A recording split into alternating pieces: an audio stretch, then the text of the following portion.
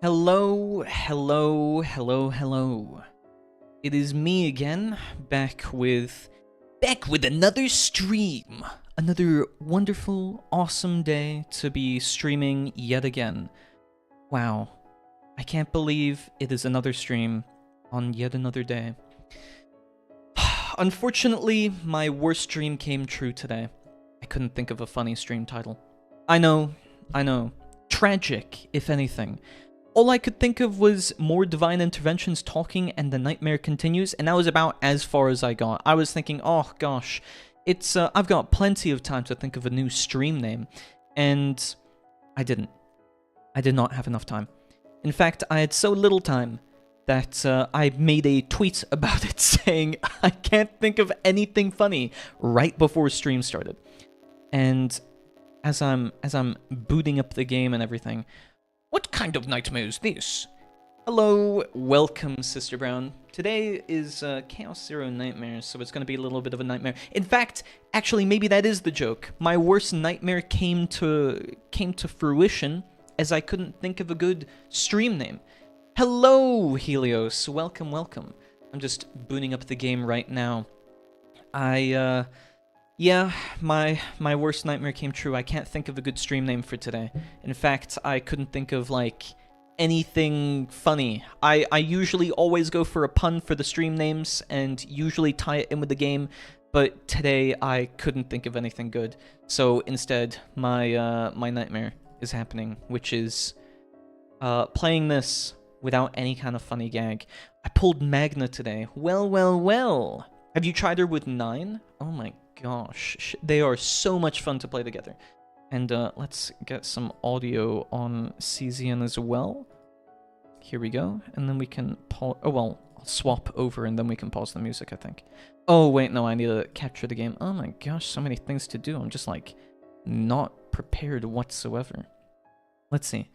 Here we go. Well, and I can pause the music for myself. That's okay. No, it's not okay that I didn't think of a really funny title. It's absolutely not. Don't have the resources to build her up right now? Well, you can go to the event, and then you can play via the event in the chaos, and then allow it to select the distortion adaptation, and you can get up to level 58. You can do that. Another bad cook wife? She's not bad at cooking, she just doesn't know how to cook very well. So, she's just inexperienced. She'll learn. I don't know, maybe I do it after, one divine intervention or something. I'm one pull short. Of being able to roll in the standard banner. I'm not sure which background to use, Amir or 9. I actually haven't seen 9's. What is 9's background? That's completely eluded me. I completely forgot that some of them had backgrounds. Where is she? I feel like I should have built up her friendship a bit more. Oh, okay, it's this one. Damn! Oh, wow. Okay. We'll be... I don't know. What are we feeling for? I think I'll do one run with a divine intervention, because I had been playing quite a bit, or not overly much, but I'm trying to fill out. See, I'm at 4,130 out of 5,000 of the upgrade materials so far. So I've been playing quite a bit, but not overly much. Some of these I've been a little bit stuck on, I haven't bothered with wanting to go for health and defense and attack or whatever. But I did get everything else that would allow me to get more items. Excuse me.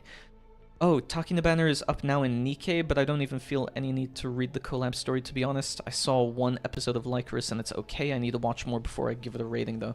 I've not watched anything of Lycoris Recoil, so you're already ahead of me. And I didn't know her banner was going up today. Is it because of the solo raid coming up soon?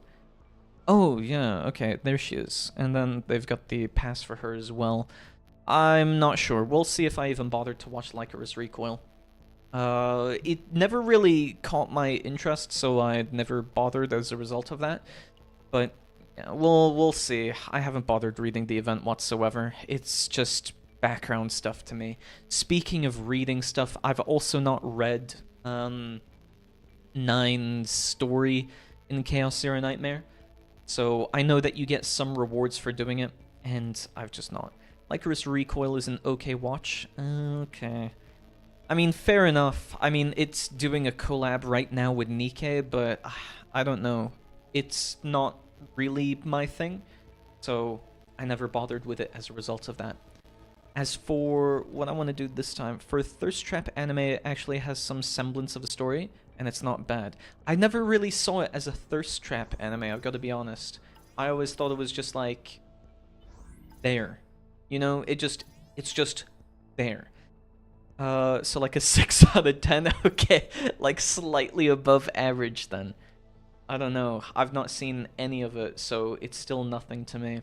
Also, I kind of like that I can keep some of these, the Season 1 events, even though Season 2 has started. Hello, Virgil! Wait a second. Where's your motivation?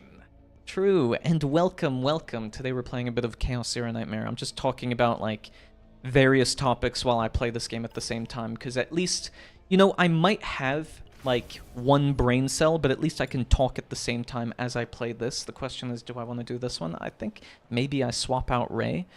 Just from first look at Kurumi, she might be my favorite character, but she is SR, so free, lol. I don't know if I get Takinori Chisato again, need to watch more. Yeah, my thoughts are undecided. I'm not going to get them for solo raid. Chaos Control! Very true, very true. I think I'm going to swap her out, and I'm going to go for either Mika, or Leia. Just seeing episode 1, I wouldn't say it's a thirst trap lol, but maybe that's in the later episodes. So, hello Virgil, indeed, hello to Virgil. I don't know, I haven't watched much of it whatsoever, so I'm, like, fairly unbiased, though I feel like a collab as my first introduction to watching or reading anything about these characters is, maybe not the best. Well, I used the out of 10 scale, but 7 is not to be used because I believe it's just a diplomatic rating to use if you don't want to piss people off. That's one way to look at it. So I have to decide between 6 or 8. It's definitely not an 8. I mean, that's not a bad way to look at it. I think more so with, who do I go for? I think I'm gonna go for Magna for this epiphany. I think the scales with how we determine what is a 1 to a 10 is just so wildly thrown off. I don't know. You rarely ever see anything that's below a 5 nowadays. And maybe you can attribute it to being higher quality of shows and everything, but I don't really believe that's the case because I don't think we've come to that point, you know?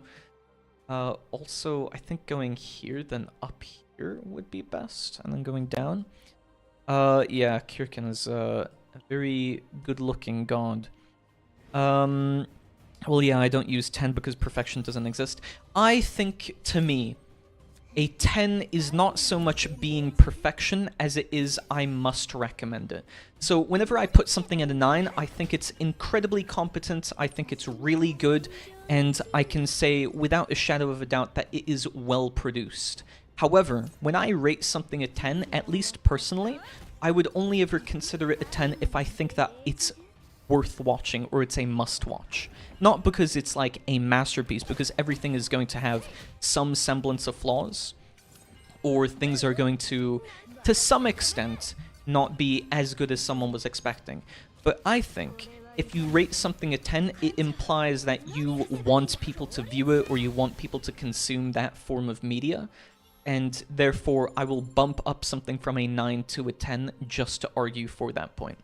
So that's when I'll say, like, okay, my favorite one is Shinsekai Yori, and in that case, I would say it is so worth watching. It has its flaws, for sure, but I would still put it at a 10, because I genuinely believe that it deserves to be watched. It's that good. Like, I would rate it a 9, and just to give it that seal of approval that I would say you should watch it, I would give it a 10. I rate 10 personally when something really moves me. Yeah, and that's a fair metric as well. That's why I think going off of something that's objective is maybe inherently flawed. I think trying to rate something out of 10 in a sense of how objective you can be is difficult, not only because it has to kind of abide to objective standards, but then you also have to define what those are. So you would have to say something like, oh, well, I'm going off of cinematography only, or I'm going off of animation only, and then you would have to analyze all these different things to try get some kind of objective remark. But when it comes to creating any form of art, there's only a certain extent of objectivity that you can have before inevitably it becomes subjective. Insista is now checking for top 10s. Well. I think, for me, my top 10s are pretty difficult. Oh gosh, I have way too many anime 10 out of 10. My anime list is way outdated since, like, 2017. I honestly couldn't say, because I don't have a my anime list. I write everything down on a notepad, and I save it on the cloud, and then whenever I need to update it, I just update that document, and then I know exactly what I felt about something, or which ones I've watched. Very seldom do I have any thoughts written down for it, but it happens sometimes. I'm trying to think if I have any more 10 out of 10s.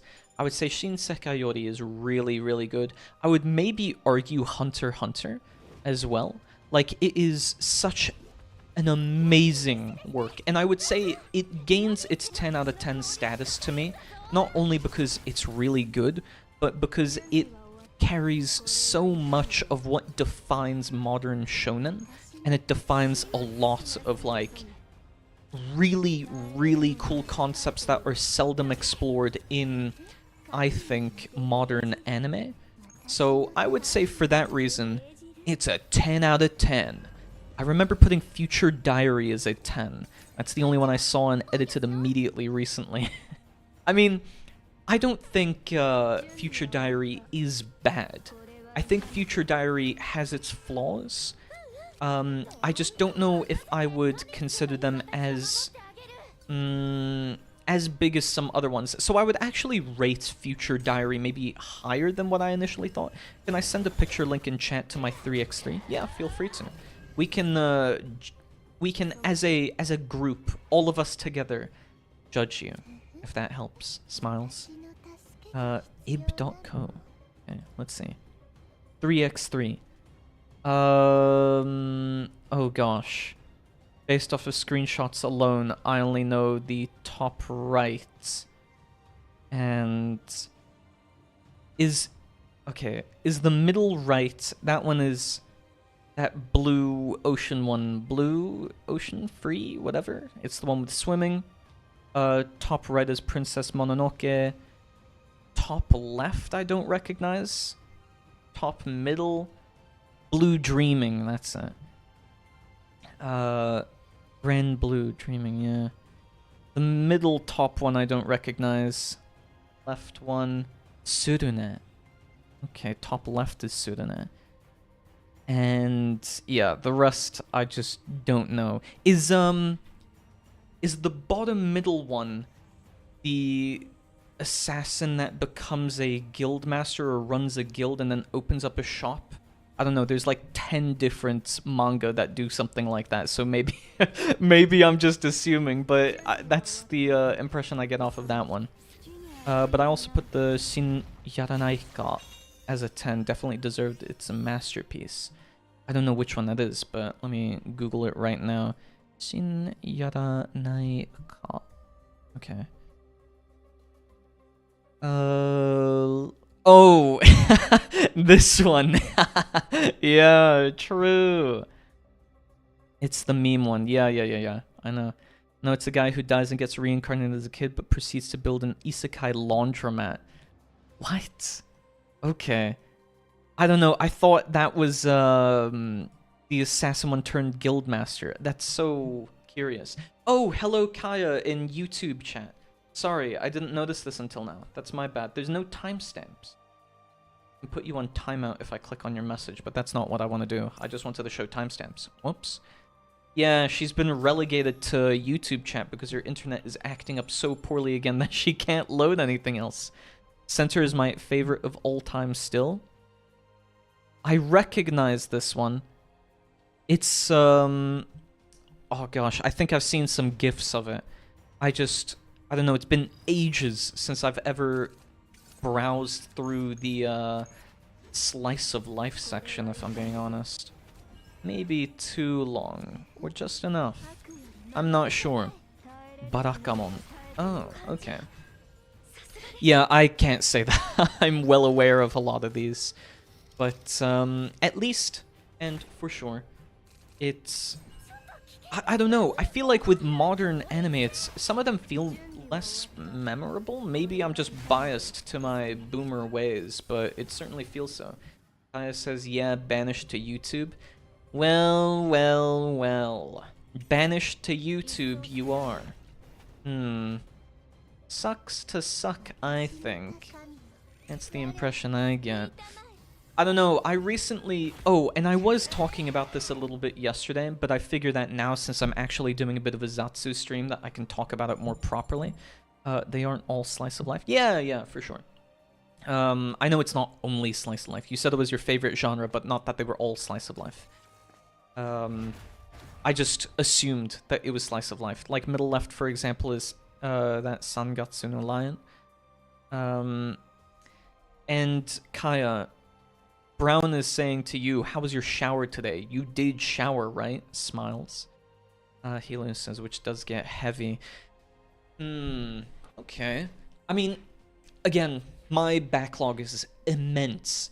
I can only fit so many, but I'll probably sneak a bit through all of the suggestions. I remember having a couple of them sent to me yesterday, but oh my gosh, I quite literally just finished the entirety of Danmachi, and I know, as said, I spoke about this yesterday, but I'm figuring that since I am doing a bit of a Zatsu now, that it's way easier to just begin talking and blabbing on about it. Oh my gosh, and in response to you, Brown, Kaya says, ... actually, I forgot, I'll do it another stream. No, she's lying, by the way. She's not gonna shower. She's gonna fucking stink. Oh my gosh. Yeah, of course she forgot, right? No, right? Insane. Insane. So I finished Danmachi, and Season 3 was not, or Season 5 was not what I was expecting. I kind of wanted it to be more dungeon-centric, and I know people would probably be disappointed if it were more dungeon-centric, but oh my gosh, after Season 4, oh, it was so difficult to top that. And center top is Blue Period, which hits a little bit too close to home for me, so the point that there are several episodes where I have to pause and do something else for like 20 to 30 minutes before I can continue. Damn. That sounds pretty serious in that case. Kai also said that she would take a shower after stream. She's getting mad at you, Brown. I think the closest I ever get to slice of life is Shinsei Kayori. That's most of where I'm at with this. And thank you for following, Wilson Wiz. I'm very curious. I'm 75% of the way to completing my goal of 25 followers. Oh my gosh. I can't believe it. 25 whole followers? Yeah. I am actually, I don't know if I believe her, Brown is saying. Hey! Yeah. I don't know if I believe her either. I don't think she'll follow through with that promise of actually taking a shower. We'll see. She forgot about it. That follow scrolled my chat all the way up. Almost there. Almost there. Well. We're just about to get there, I think. And I think, or at least I want to believe, that once I'm done editing my shorts and whatnot, that... And I don't mean pants by that. No, I mean shorts as in what goes on YouTube and what goes on TikTok. Maybe Instagram, I don't know. I don't have Instagram, so I don't really use it much. In that case, I guess I should recommend you Sangatsu no Lion. They also do special stuff with the art style changing in that one. Oh, okay. I do like art style stuff, but when I think of... Oh, Connoisseurs will appreciate that. I'm trying to think. There was Suzume's Door unlocking recently that I watched. That was a really good movie. I don't think I would consider it slice of life, but the interactions did feel really personal between the characters, and I super duper recommend that one. I really, really enjoyed that movie. Super good. We're just gonna buy some more gear. I don't think I really need to aim for more cards, but I do kind of want to get some epiphanies. Okay, that one was really good to get there.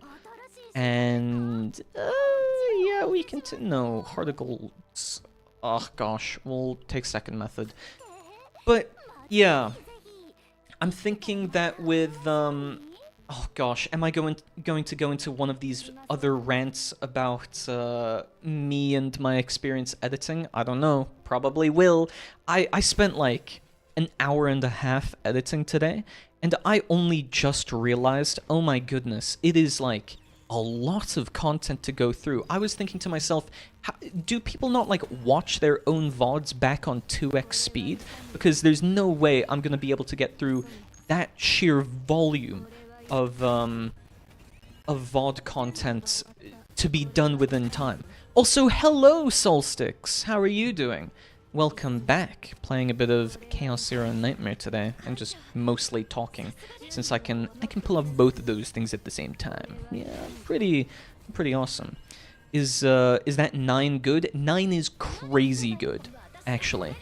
It's a little bit hard to quantify how good she is, but if you think about it in terms of, or at least comparative to other characters, 9 exceeds like a lot of expectations, I think. Mainly because with a lot of other characters, they focus usually on 1 or 2 different mechanics, whereas 9 focuses on 2 but can blend into like 3 or 4 other ones. So she's got Ignition and Incineration, so each time her cards are exhausted, they will reduce the cost, but also anytime her cards are exhausted, they will also activate an effect.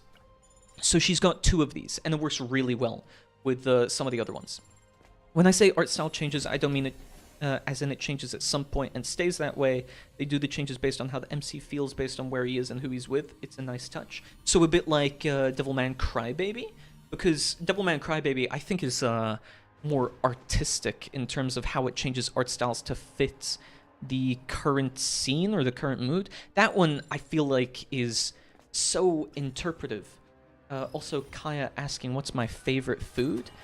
Ooh, difficult one there. I really love sushi. I adore sushi. I could eat, like, 50 pieces and still not be enough. How long does it take for a new player to get used to this game? Because I'm struggling to understand, like, really struggling. Okay. So there's going to be a little bit of a tough answer to this, and it's that you will never feel comfortable with it. It's only how good are you with card games, I think, because most of my skill is translating from me having played, like, RPGs, but also really, really enjoying Yu-Gi-Oh!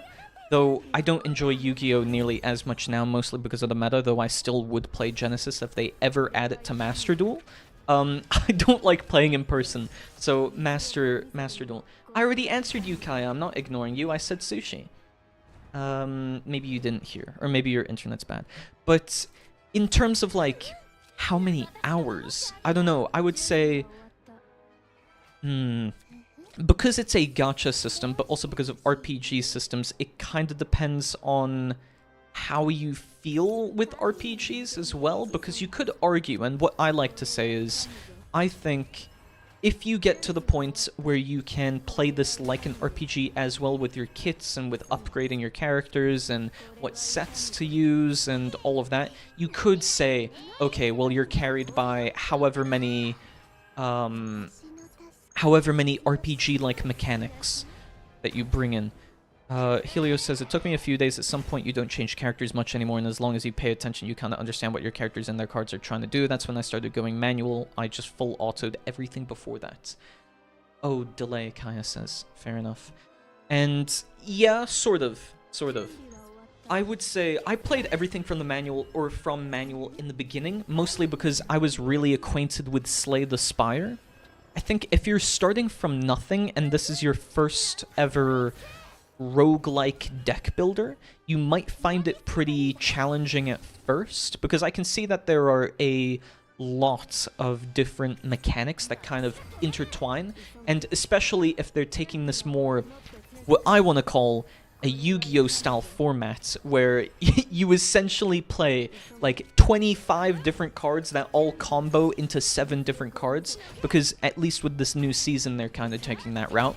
It can take a very long time, but if you stick with 3 characters, as Helios was saying, I think you'll more than find that, oh, actually, it's becoming easier to understand. Like, you only, and I wouldn't say this is exactly true, but I'm using this for sake of example, and so you get it, but if you're only using the same 3 characters, I genuinely think that maybe it takes you like 3 or 4 runs to learn their, like, 90% of their mechanics, and then the last 10% is found through various card interactions and maybe like infinite loops if you can find them.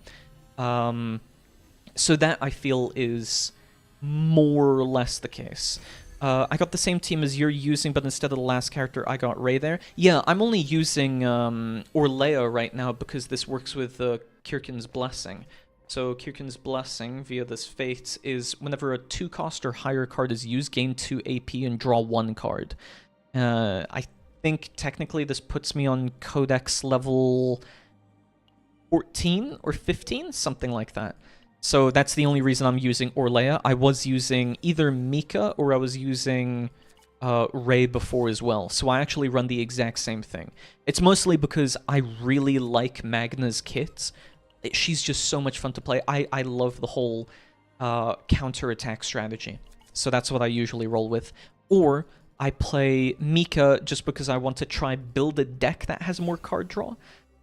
Trust me, build your Amir and put her in with Magna and 9. Yeah, I can see that being really good. Again, I'm gonna grind out Chaos or the Zero system, and then I'm gonna try build like maybe Amir. I'll have to see. Like, I want to try build Ray this new, or yeah, I'm gonna build Ray, Reen, Magna, 9, Mika, and who else? I think those are my main ones so far. I need to have a team of 6. I'm wondering if I should build Cassius and Tressa just to show people that they're still good characters, because I think people have got it in their minds that somehow these guys suck, or these 2 characters suck. They don't suck. They got nerfed, sure, but they by far are a massive distance between actually sucking and just being slightly less powerful. The issue with them before was that they had an infinite loop, and that's like an entire discussion for another time, like how you handle nerfs and everything, but it doesn't mean that it completely invalidated their entire kit. Like, as Helios is saying, even using a mirror is really good. It just entirely depends on what your kit is and how you've set up your characters. So in terms of like learning individual characters, I would say only takes you maybe a run or 2, but I can absolutely see it taking longer if you're trying to learn all of the mechanics surrounding that. To be fair though, I can probably only do that because my Amir has 0-cost spell with an Epiphany that gives AP, so she's already doing Mika's job, kinda. You should see my my Reen. She does pretty much the same thing, actually. My Reen gives me, well, rather, she can draw 2 of her own cards, gain 1 AP, and gain Dark Mist Stance. So because I have 3 duplicates of that card, I just keep drawing into her cards, and then I get 3 AP anytime I draw one of her cards. So then I could play her with, like, Cassius and basically get an infinite loop, though infinite in that I gain 3 AP every single turn. So it's kind of nuts in that sense. Though I've not actually seen what Amir's Epiphanies are, so maybe that's something worth looking into. I do want to try build all of the new all of the characters with the new cards as well. It's just, gosh, it's really quite difficult to know. Like, again, this whole Yu-Gi-Oh dilemma where they've got 12,000 cards, and in this case it's like 80 pieces of equipment, 40 neutral cards, and like 14 characters that you can pick from reasonably, because like some aren't made for the season. Oh well. In that sense, it feels like, oh gosh, what do I want to build? I give her a neutral card and got an epiphany that on a neutral card, the card gives AP now. I think that's the case for every single neutral card that exhausts itself. And then if you get a Divine Epiphany, then every neutral card has either draw or AP attached to it. I know there's like a formula to it. So anytime you pick up a card that has exhaust, you can either gain a permanent morale, fortitude, or resilience, draw AP next turn or AP this turn, and if it's a combo card, then it can be 1 AP now or 1 AP next turn, or reduce cost by 1. And then I think on class-specific cards, if it's a skill that heals, it will be increase healing by 30%, draw 1 card, reduce cost, or gain 1 AP, I think it is. Though it depends on the cost of the card. If any neutral card costs more than 1, that one is guaranteed to have an epiphany for it, even without Divine. That allows you to gain AP. My 24-karat gold Labubu, Kaya says. Indeed. 24-karat gold. Yes. Yeah, it's this energy barrier card. Oh, yeah. I'm running that one as well right now, actually. Just because it works so well into cycling into other cards. Ooh, Hue Extreme. Also, man, I just realized I should have showed off how absurd my Rey is becoming. I'm decking her out with absolutely every single card I can come across. And she's got, I think, 60-something% critical chance and 180% critical damage. Without Divine, I got counterattack on it, and then I got a Divine one with plus 2 AP. Nice. Nice, nice, nice. One last question so I don't bother that much. Oh, feel free to. Feel free to ask as many questions as you want to. I'm basically using the stream to talk for the most part anyway, so don't feel shy to ask. With what objective do you enter Chaos Manifestation? That is very variable. So one of the main reasons why I play, especially Chaos System, or at least this mode with Divine Interventions, is just so that I can grind all the upgrade materials. And because of the upgrade materials, I can essentially fill out the upgrades more, and therefore make it easier for myself to build decks that I want. Then I go into each Chaos Manifestation with a specific deck in mind.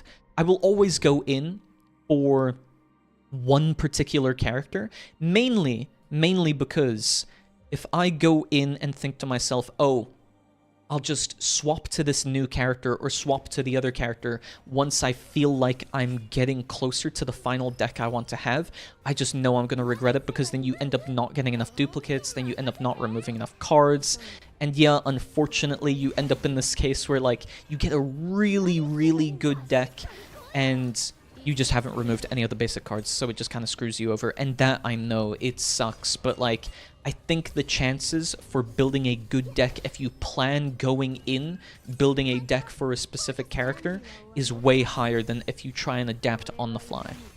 I go in there for epiphanies and items, yeah, exactly, I think, to build a final deck, and yeah, I think if anyone should stop asking questions, it's me.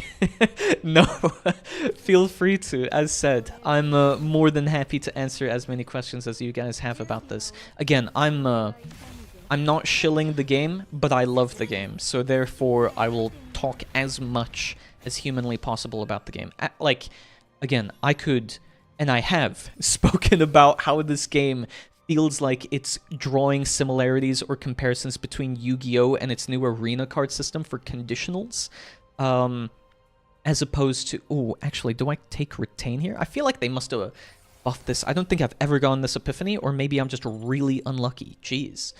I feel like I could draw so many similarities between the different card games that I've played, which make me feel like, okay, are they going in this direction with, I don't know, how Shadowverse is playing with each of its, oh, you get this and this much amount of AP per turn, and you can only refresh it through a very limited amount of ways, but it feels more like Hearthstone with its ability to somewhat regen AP, though Not necessarily, of course. You only refresh it in terms of a very small quantity to begin with, whereas Chaos Zero Nightmare plays more like Yu-Gi-Oh! If it had a resource system to stop you from running into these infinite combos, because at least with Slay the Spire, and the main difference here is that Chaos Zero Nightmare has an RPG system to it, like you have gear sets, you have things that you bring into a dungeon beforehand.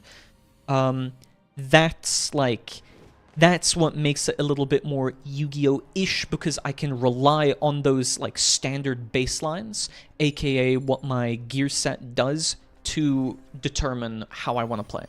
Wait, I just realized there's this remanifestation thing. In which cases should I use that? Never.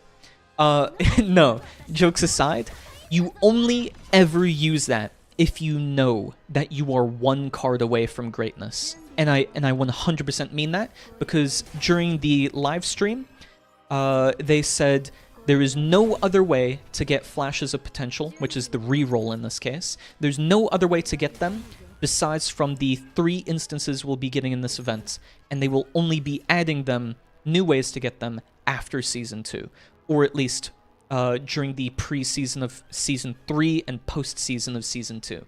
So maybe the new guild system will have that. And mind you, I'm going to copy what they said. The guild system is not a clan system like in other gacha games.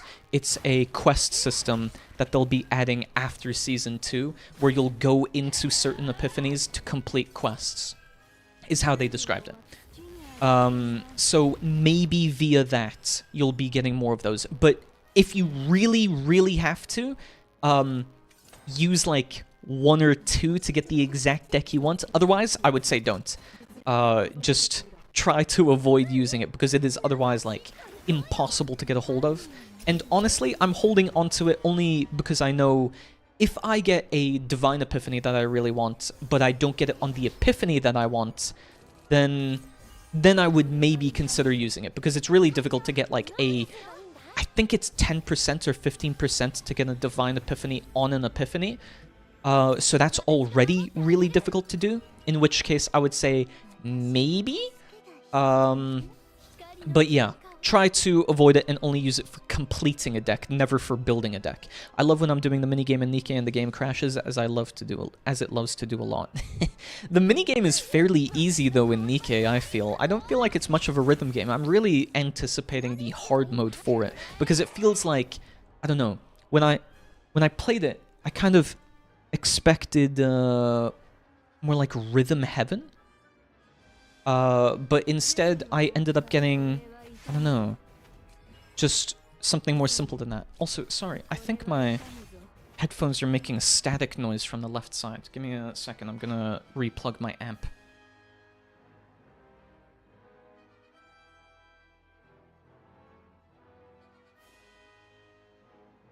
Okay, there we go. Replugged in my amp. I don't know, I already tried to play Nikke twice, but the gameplay loop doesn't catch me. Also, I'm too lazy to reroll for Rupee. Okay, so I've heard a lot of people complain, or well, rather in the beginning, or at least I know a lot of people that say that they couldn't get into Nikke because of the gameplay system, but I really enjoyed it. Maybe I'm just kind of boomer, but I really like arcade shooters, and Nikke felt like an arcade shooter to me, so anytime I really want to get that fix and I don't have access to an arcade machine, it's perfect. Okay, maybe not like super perfect or whatever, because it does depend a little bit on what your gear and characters and whatever are, but I don't know, I really enjoy the gameplay. I know it's not for everyone. Of course, there are like a bunch of ways that you can auto it as well, but I enjoyed it quite a bit. Also, I honestly wouldn't worry about re-rolling.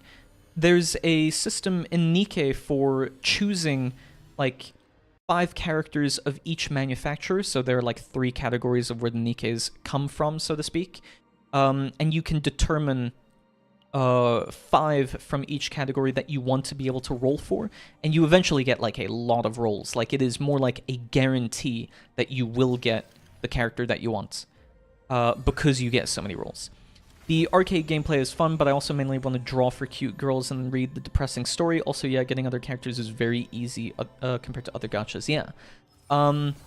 I like both the gameplay, the story, the music. I mean, it's hard to point out what I don't like about Nikke, though I will say my biggest issue with Nikke is more like they don't have enough challenging content for casuals. It feels like anytime I play Nikke, I end up having to compete with whales, and that kind of puts me off of ever wanting to compete in the first place. So that's more my issue with it. By the way, how important are tier lists in Nikke? Is it also like CZN where you can just use who you like, or do you actually hit walls if you don't use top tier units? If you play Nikke like a PvE game, you don't need tier lists whatsoever. If you get into anything relating to like PvP or solo raids, you will have to care about tier lists. Which is unfortunate, but I think CZN has a bit of the same issue. Also, sorry, Kaya, I only saw your message now for your skill issue. I can't see timestamps on YouTube. I don't know how this works. Oh, here we go. Oh my gosh, 2 minutes ago. Okay, so I wasn't too far off. Yeah, so the tier lists only matter as soon as you try to get into anything competitive, but you can absolutely play through the entire story on just like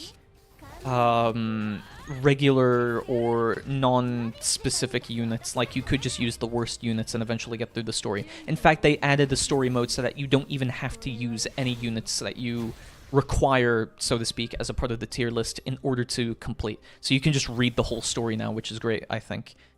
Then, I don't know. Okay, so it might matter in Union Arena as well. Like, if you were to be a part of guilds, they might expect you to use high damage teams and therefore care about meta. But then again, if you spend enough on the game and you level up enough, it doesn't matter what team you use because you'll just wipe everything. So if you're looking to spend like 20k or something like that, you could very easily nullify the entire need to focus on team building whatsoever.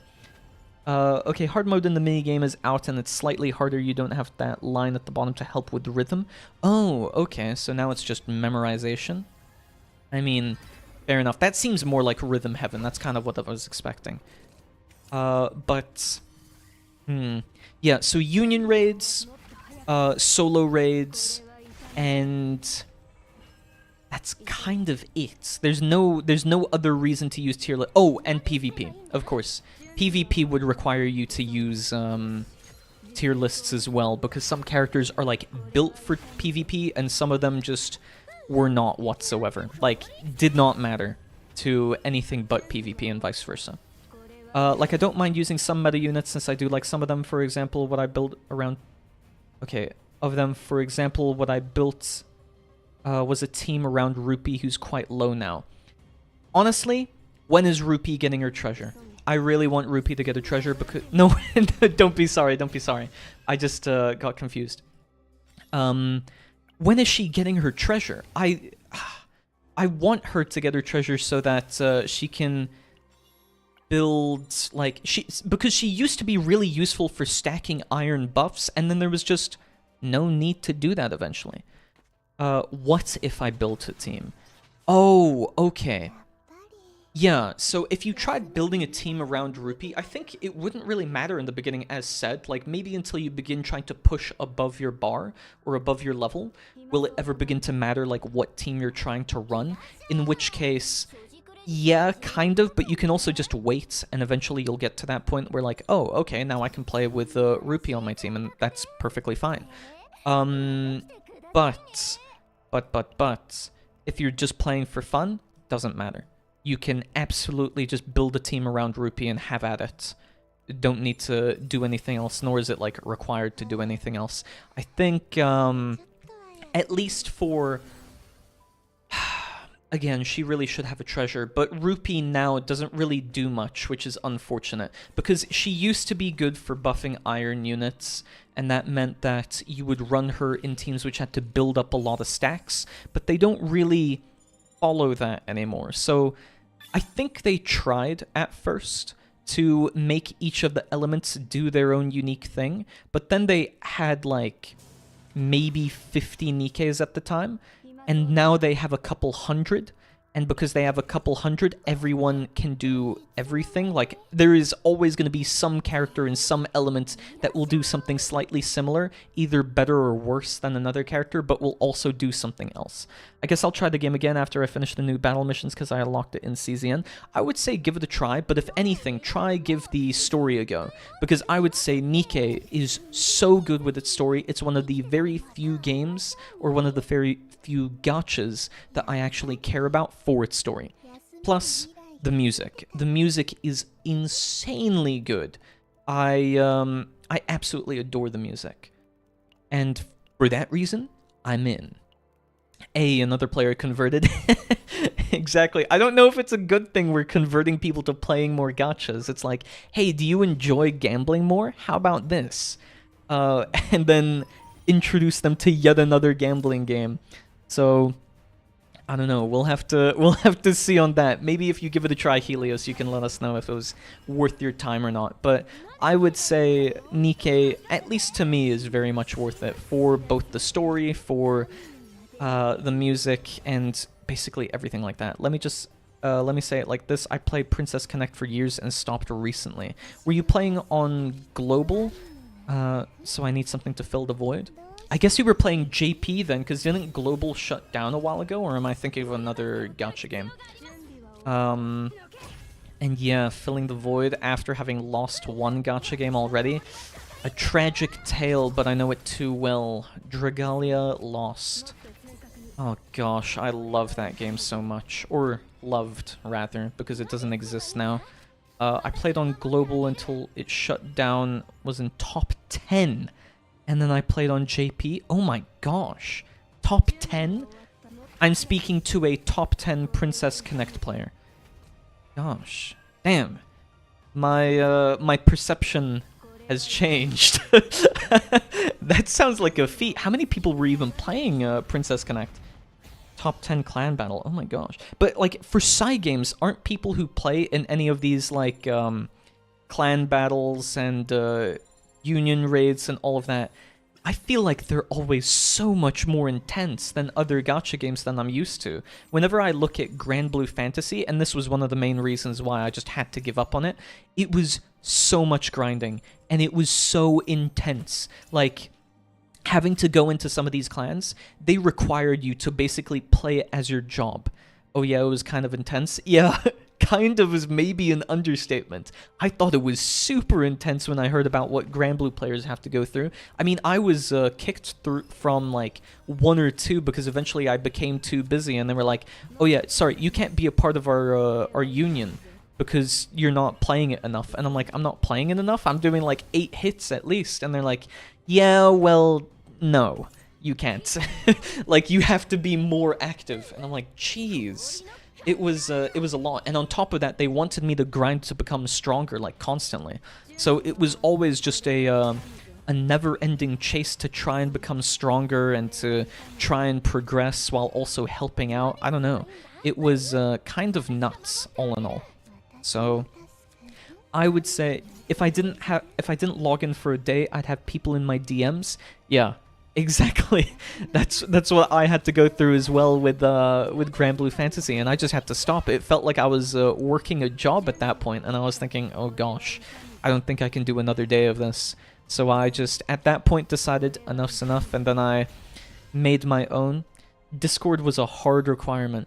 Yeah, it was either that or at least very early on for some of the Grand Blue Fantasy stuff, it was more like, oh gosh, I think I used IRC channels, and those were pretty annoying.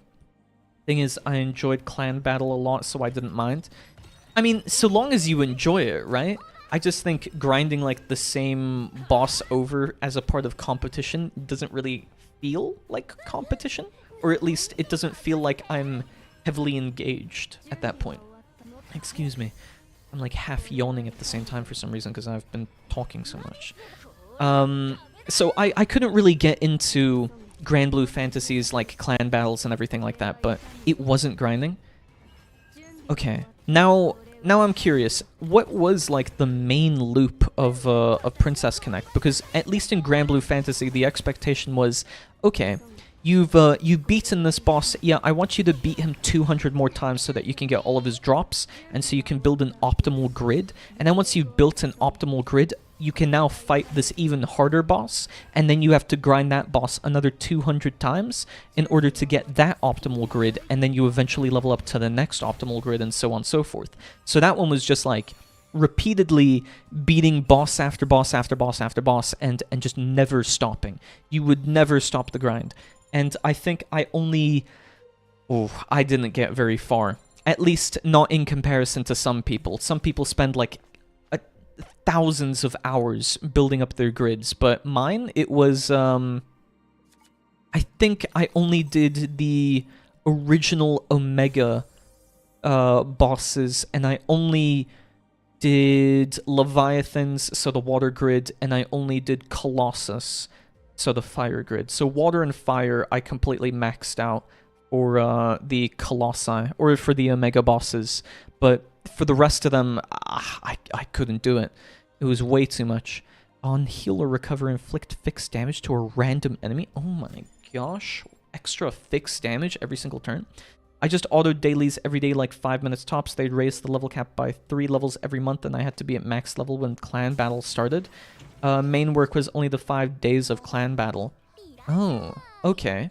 At least in Grand Blue Fantasy, there was no limit to how many hits you could do.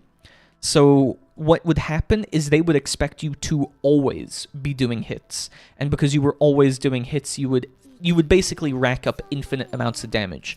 It was like in the trillions. No, even more. In Precon, it was 3 hits a day. Yeah, see, that sounds way more manageable. That sounds like Nikke at that point. Because you've got hard modes and you've got normal mode with the clan battles. You do 3 hits on normal mode per day, and then you do only 3 hits once you enter hard mode, and that's it, and then you end. You don't do any more hits. So your hard mode is basically your soft cap. And I prefer that way more, because as soon as I got into the whole guild shenanigans with Grand Blue, it was just, oh yeah, you have to spend 5 hours at least during these times of day, and you have to coordinate with your guildmates so that we timed the boss attacks. And I'm like, I can't do that. That's insane. Don't get me wrong, though. I still do 16-hour shifts during CB, though. That's insane to me. I'm like struggling to process having to do that. I don't think I could, and that's the point I'm trying to make. I like, again, even just with Grand Blue Fantasy, I was struggling.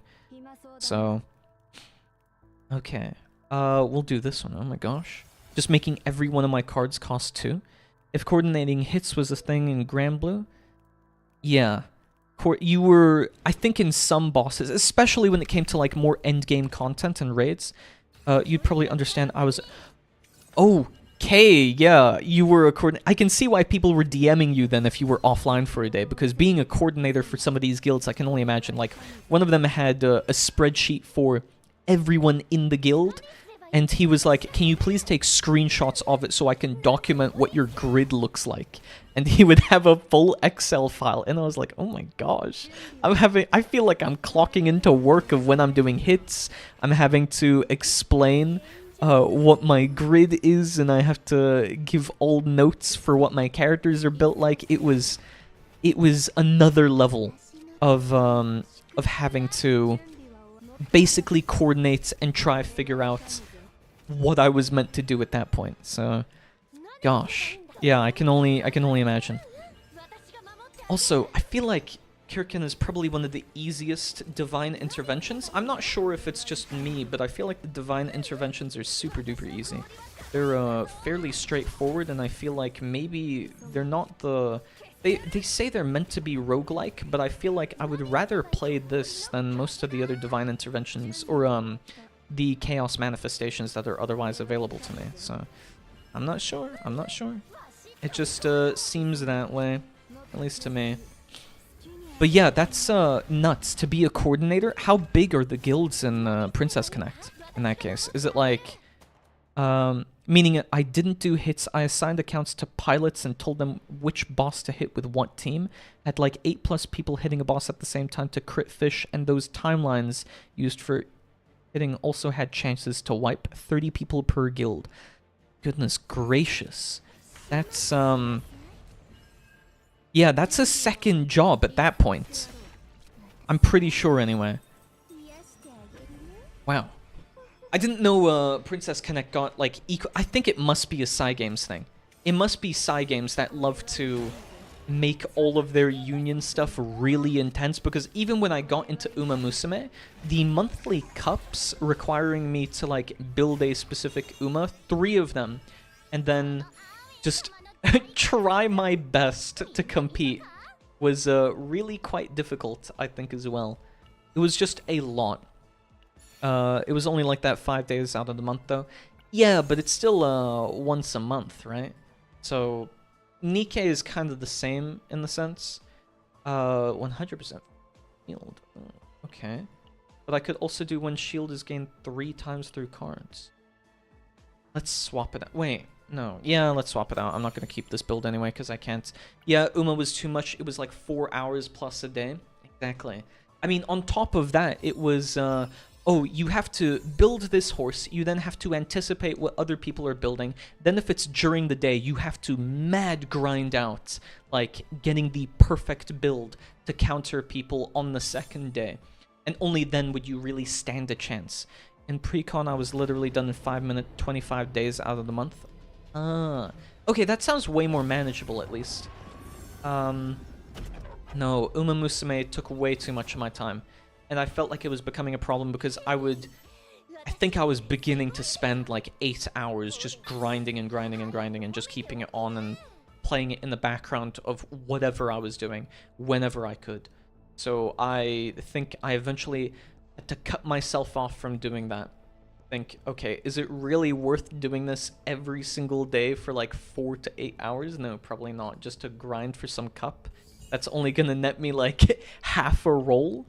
I don't know if I want to do that, actually, so I gave up on that, and then I continued with my other gacha games, and that's when I focused instead on, like, well, I don't think Chaos Zero Nightmare was out at the time. I'm trying to remember what games I was playing around that time, or what gacha games I was playing. I think I was playing Nikkei, CZN came out later, but I was playing Shadowverse, and maybe Master Duel, and that was about it. So I was playing 2 card games at the same time. Right now I just casually play CZN and Lost Sword. I think it's better to have a smaller quantity of games that you can really invest a lot of time in. At least that's my my opinion on it. Is it better to go for the Senectus one? I don't think so. I think it's better to go with Greed Signal deck. Yeah, let's go with Greed Signal. I think that's the best one to go for now. Then build that up, and that gives me legendary gear. Yeah, I keep showing off this build that I have with Reen, but it's just so good. This one lets me loop through basically every single one of her cards, every turn. So just pull 1 Dark Mist Secret Art Destruction, loop into 2 cards, gain AP, it likely pulls this card again, draw another, gives me AP, likely pulls another, draw it again. And because the upgrade eventually gets rid of itself, it's crazy good. It's really, really, really good. I don't really have a good deck for 9 right now. Again, I was grinding this entire time to get my 0 system fully upgraded. So, which actually, I think it's about ready to begin building up my characters now. Because the new Nebula Distortion, I think it was called, has come out. So I'll probably begin making stuff. At the start of battle, 1 stockpile. That was retain AP, right? Yeah, on activation, decrease stockpile by 1, retain AP. I still need to do the weekly event farming thing. You mean for CZN with this one? You can do it via 0 system as well, but those chaos runs take so long. Yeah, they kind of take... I'm trying to think now. This one took me 50 minutes. That one. Yeah, they do take quite a bit, actually. I'm just thinking now, you can play the regular chaos system, and you don't have to, or zero system. You don't have to play the specific weekly chaos one if you don't want to. Just drinking some tea. Yeah, my first run only gave 2,600 points. I think... Huh. Wait. Why is it only 2,600? Are you stopping prematurely? Because you should be getting 4,000, so it only requires you to do 2 runs per week. At least that's what it is for me.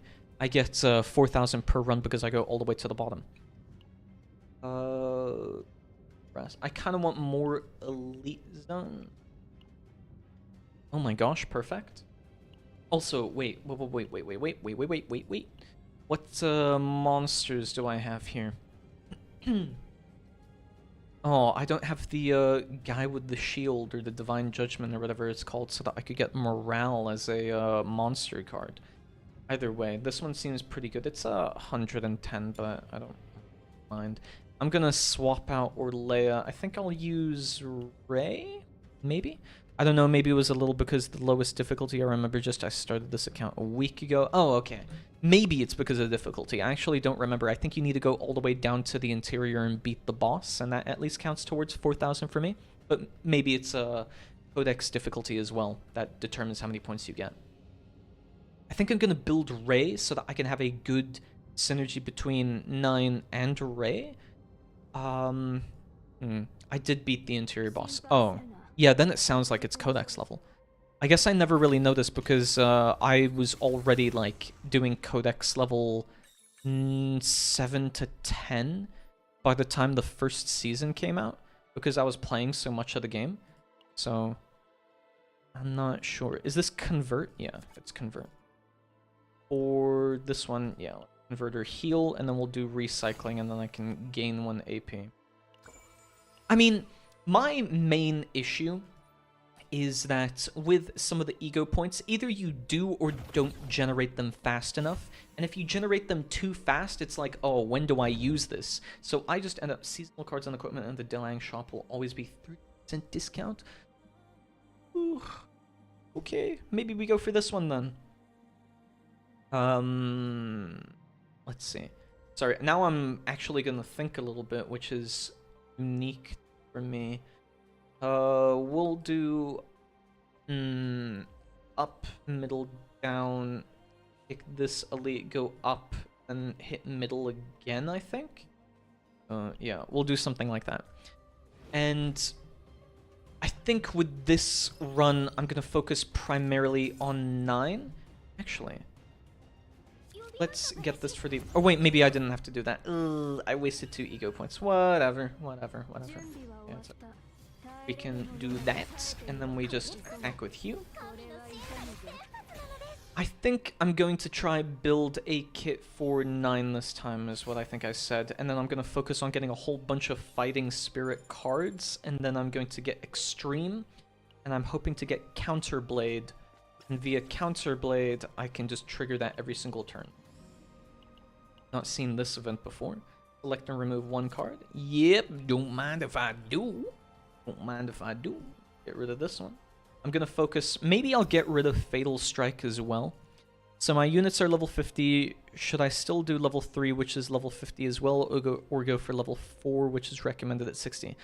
May as well go for level 4, if I'm being honest. I think it's probably better to try rack up as high codex levels as you can. And you can always re-roll it to get something easier as well if you feel like the debuffs are too much. That's at least why I'm comfortable playing like way above my level. Because I'm doing... I think this is a level 110, but my characters are obviously only level 60. It feels like once you reach level 60, they kind of just expect you to always go in above and beyond. Like the Spiral Tower of Screams immediately takes you to level 80 enemies or something like that. So you don't have much in the way of choices. Okay, let's pick... I want more counterattack and shield. So aim as high as you can with the amount of damage you deal, and I think you'll be fine. I think the game expects you to always play above your means, and that I'm fine with. So try do Codex level 4. and see how that goes. I mean, in worst case, right, you're not losing anything except time. And even if it is maybe like 40 to 50 minutes, or in worst case an hour, at least it's not the end of the world. You still get maybe something out of it. Maybe. It's, otherwise, I think it's just fun.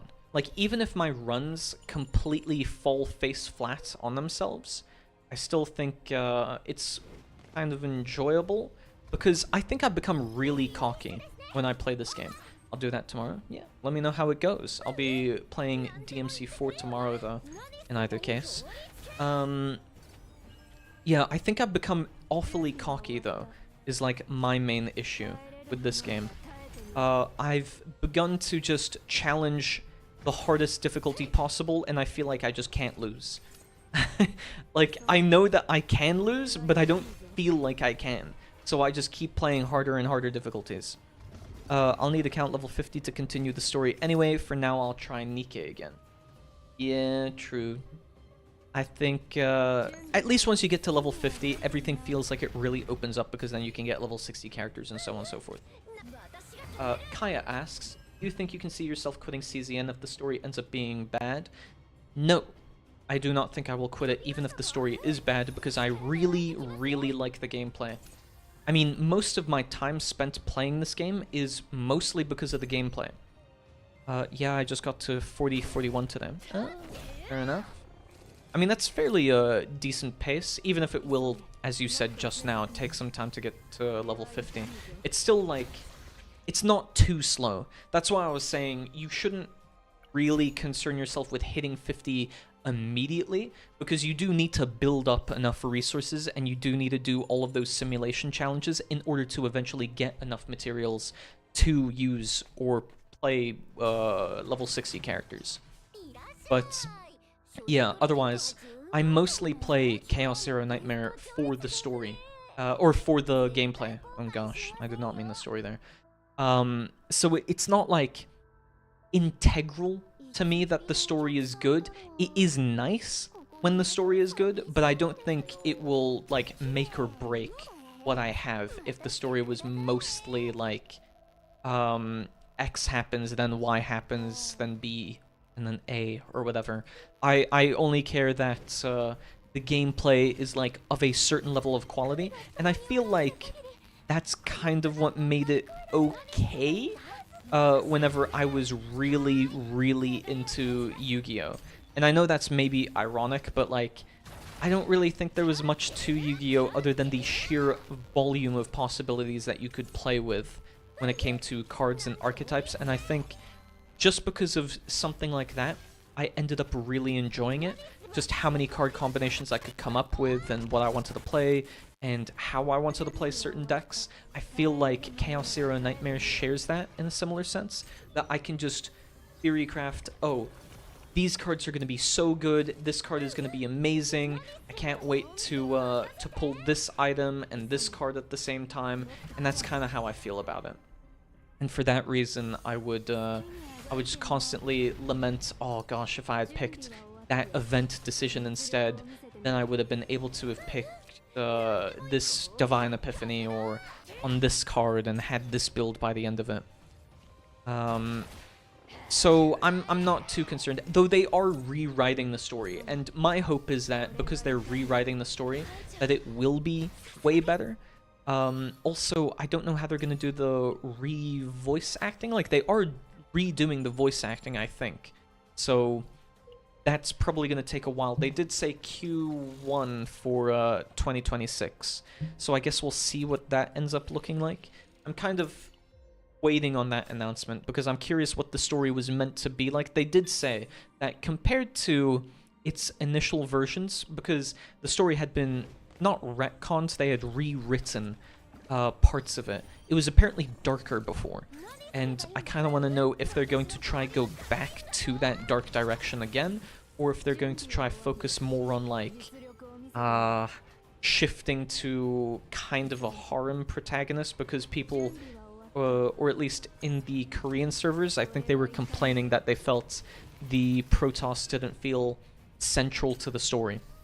So I guess we'll see at that point what direction the story takes, but I'm also curious with this event if we'll get something different as a result of it. I'm not sure though. Like, I do want them to take a darker direction, but if it comes at the expense of, the gameplay is going to be worse because we have to focus more time on recording voice lines and redoing the writing or rewriting things, I kind of just want them to focus more on gameplay. So I think it won't be a case that, oh, if the game or if the story is bad, that I'll stop playing the game. I think it'll be if the story it takes up too much time compared to the gameplay, I think I would be more disappointed. So that's my stance on it anyway. I don't know if we'll agree with that, but I'm very much a gameplay first, story / music comes second, and this really depends on what genre it is or what I'm expecting out of it. But it could also be that I'm playing like a sci-fi game, and then honestly I don't care about story as much. I'm way more into fantasy, so if it was a fantasy game, then I'd be like, yeah, you know what, story probably matters more. And then music, oh gosh, music is super important to me. But for Chaos Zero Nightmare, I don't know, I'm playing this like a just talking game, so in that case, maybe not. I don't have to concern myself much with the music whatsoever. But when I think of like fantasy / sci-fi games having really good music, I think of Nier Automata. That soundtrack is just phenomenal. It is one of the best soundtracks, like, ever, actually. It's one of the best soundtracks to ever exist. I love that game so much. The only game I remember having been giga impressed by the music as soon as I opened the app was Revived With. I've never heard of that game. What's that one about? I think what in particular makes me really love Nier Automata's music is because it feels like it was made by the characters in that world. Like, not only is Song of Ancients and Shadow Lord all kind of centered around the characters and their backstory, but you have some of the characters singing those songs. You have, for instance, Song of the Ancients sung by Vola and Popola as a part of the game, and you can like see them performing. Why does he attack on using full break cards? That's so lame. You can see them performing that song whenever you walk into the tavern, and that is so cool to me. Because it really makes the world feel alive. It feels like a part of the game and the soundtrack that you can listen to these characters play music. So I really like that. And I'm trying to think if there was any other game in particular that did something similar, but nothing's really coming to mind. Maybe some of Xenoblade's soundtrack was also really good. Oh gosh, I know these probably don't count with what I was trying to go for, but Terraria has some really catchy music, and honestly, I felt really tempted to play the new update. Because, gosh, I've played through that game maybe 4 or 5 times now, and I do it each time an update comes out, so maybe I'll do that eventually, I'm not sure. I just really like Terraria, such a great game, and the soundtrack is so good. Revived Witch was a pixel one-player game by Yostar. I can't talk. Revived Witch was a pixel one-player game by Yostar, sadly shut down, as far as I know. Yostar, as in the same company that made Azure Lane and Stellasora and Blue Archive? I never knew they made a single-player pixel game. I feel like... Oh, actually, speaking... Yes, the same one. Oh my gosh. Okay, had no clue. Speaking of fantasy games that have a really good soundtrack, I love Dragalia Lost soundtrack. Daoko is one of like my favorite artists for J-pop, and her being a part of making that entire soundtrack, oh my gosh, it was so good. So good. Also, we'll get rid of Senectus. He's actually really difficult. I kind of feel like I should have taken that negative 10 stress whenever you beat Senectus, because oh my gosh, that was really quite difficult. Or at least that was a lot of stress build up. The Magna's already about to be stressed out. I want to say that World Flipper had really good music as well, but I don't really remember much about the music whatsoever. I kind of wish I'd played more, but I know that I didn't play more because I didn't enjoy it as much as I thought I would. I really like the pinball mechanics that World Flipper introduced. Like, it was very, very unique, but it did feel kind of RNG, or maybe I just suck at pinball. But because of all the enemies like running around on screen and the bosses where you had to hit certain parts, it was really difficult, I think, to play that game like properly. It was also bad at autoing, last I remember. Like, it wasn't that good to auto. It did shut down, so like there's no way I can validate any of my claims, nor should you look up anything. Everything I say is true and 100% real. But the gameplay was kind of difficult because of how it was all meant to be pinball based. So I found that to be the hardest part of getting into. Maybe we can watch this trailer together for the music. It's only like 2 minutes. Maybe? Maybe. I don't know. And see, I'm worried about playing any kind of music on stream that isn't explicitly copyright, because I don't know if YouTube is gonna like that, or if Twitch is gonna like that. So I'll have to check the legality of it. I know that's a really lame thing to say, but sorry. I won't be putting music on stream, because I'm really not sure. I'm very inept when it comes to laws, and I'd rather be safe than sorry. Even though I know I'm just like a... I'm just streaming to a very small audience, and it's not like I'm gonna be reported, but VODs can be retroactively struck. So, sorry about that. But don't worry, just watch it then and tell me what you think about the music. I'll listen to it in the background then, I suppose. Let's see. At least it reminds me so far a lot of wait, I'm just gonna double check. You can't hear my desktop audio, right? No, okay, you've only got game audio.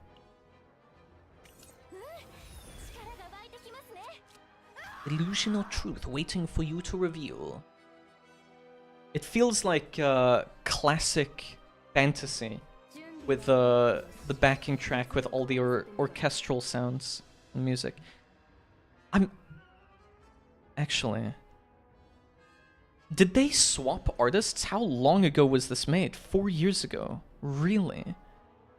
It doesn't feel like it was 4 years ago. This art style looks completely different than what I'm used to from Yoastar. The whole game has that type of orchestral epic stuff. Yeah. It reminds me a bit of Shadow Versus, or like the soundtrack to Grand Blue Fantasy and the like. Though Grand Blue Fantasy eventually got like its own stage production and everything, so it's not like equivalent at some point, but it feels very much like the orchestral fantasy soundtrack that you would usually hear. And for that, it's reminding me of Grand Blue Fantasy. Only game you talking about, Kaya? She on about? Get a load of this guy. Oh, okay. I'm gonna get an epiphany, but is it gonna be Predator's Strike? Yeah, Predator's Blade. I'm getting it wrong. And of course, applied to one card, adding it to hand at the same time. I feel like maybe I'm biased, but video game soundtracks often sound way better than movie soundtracks.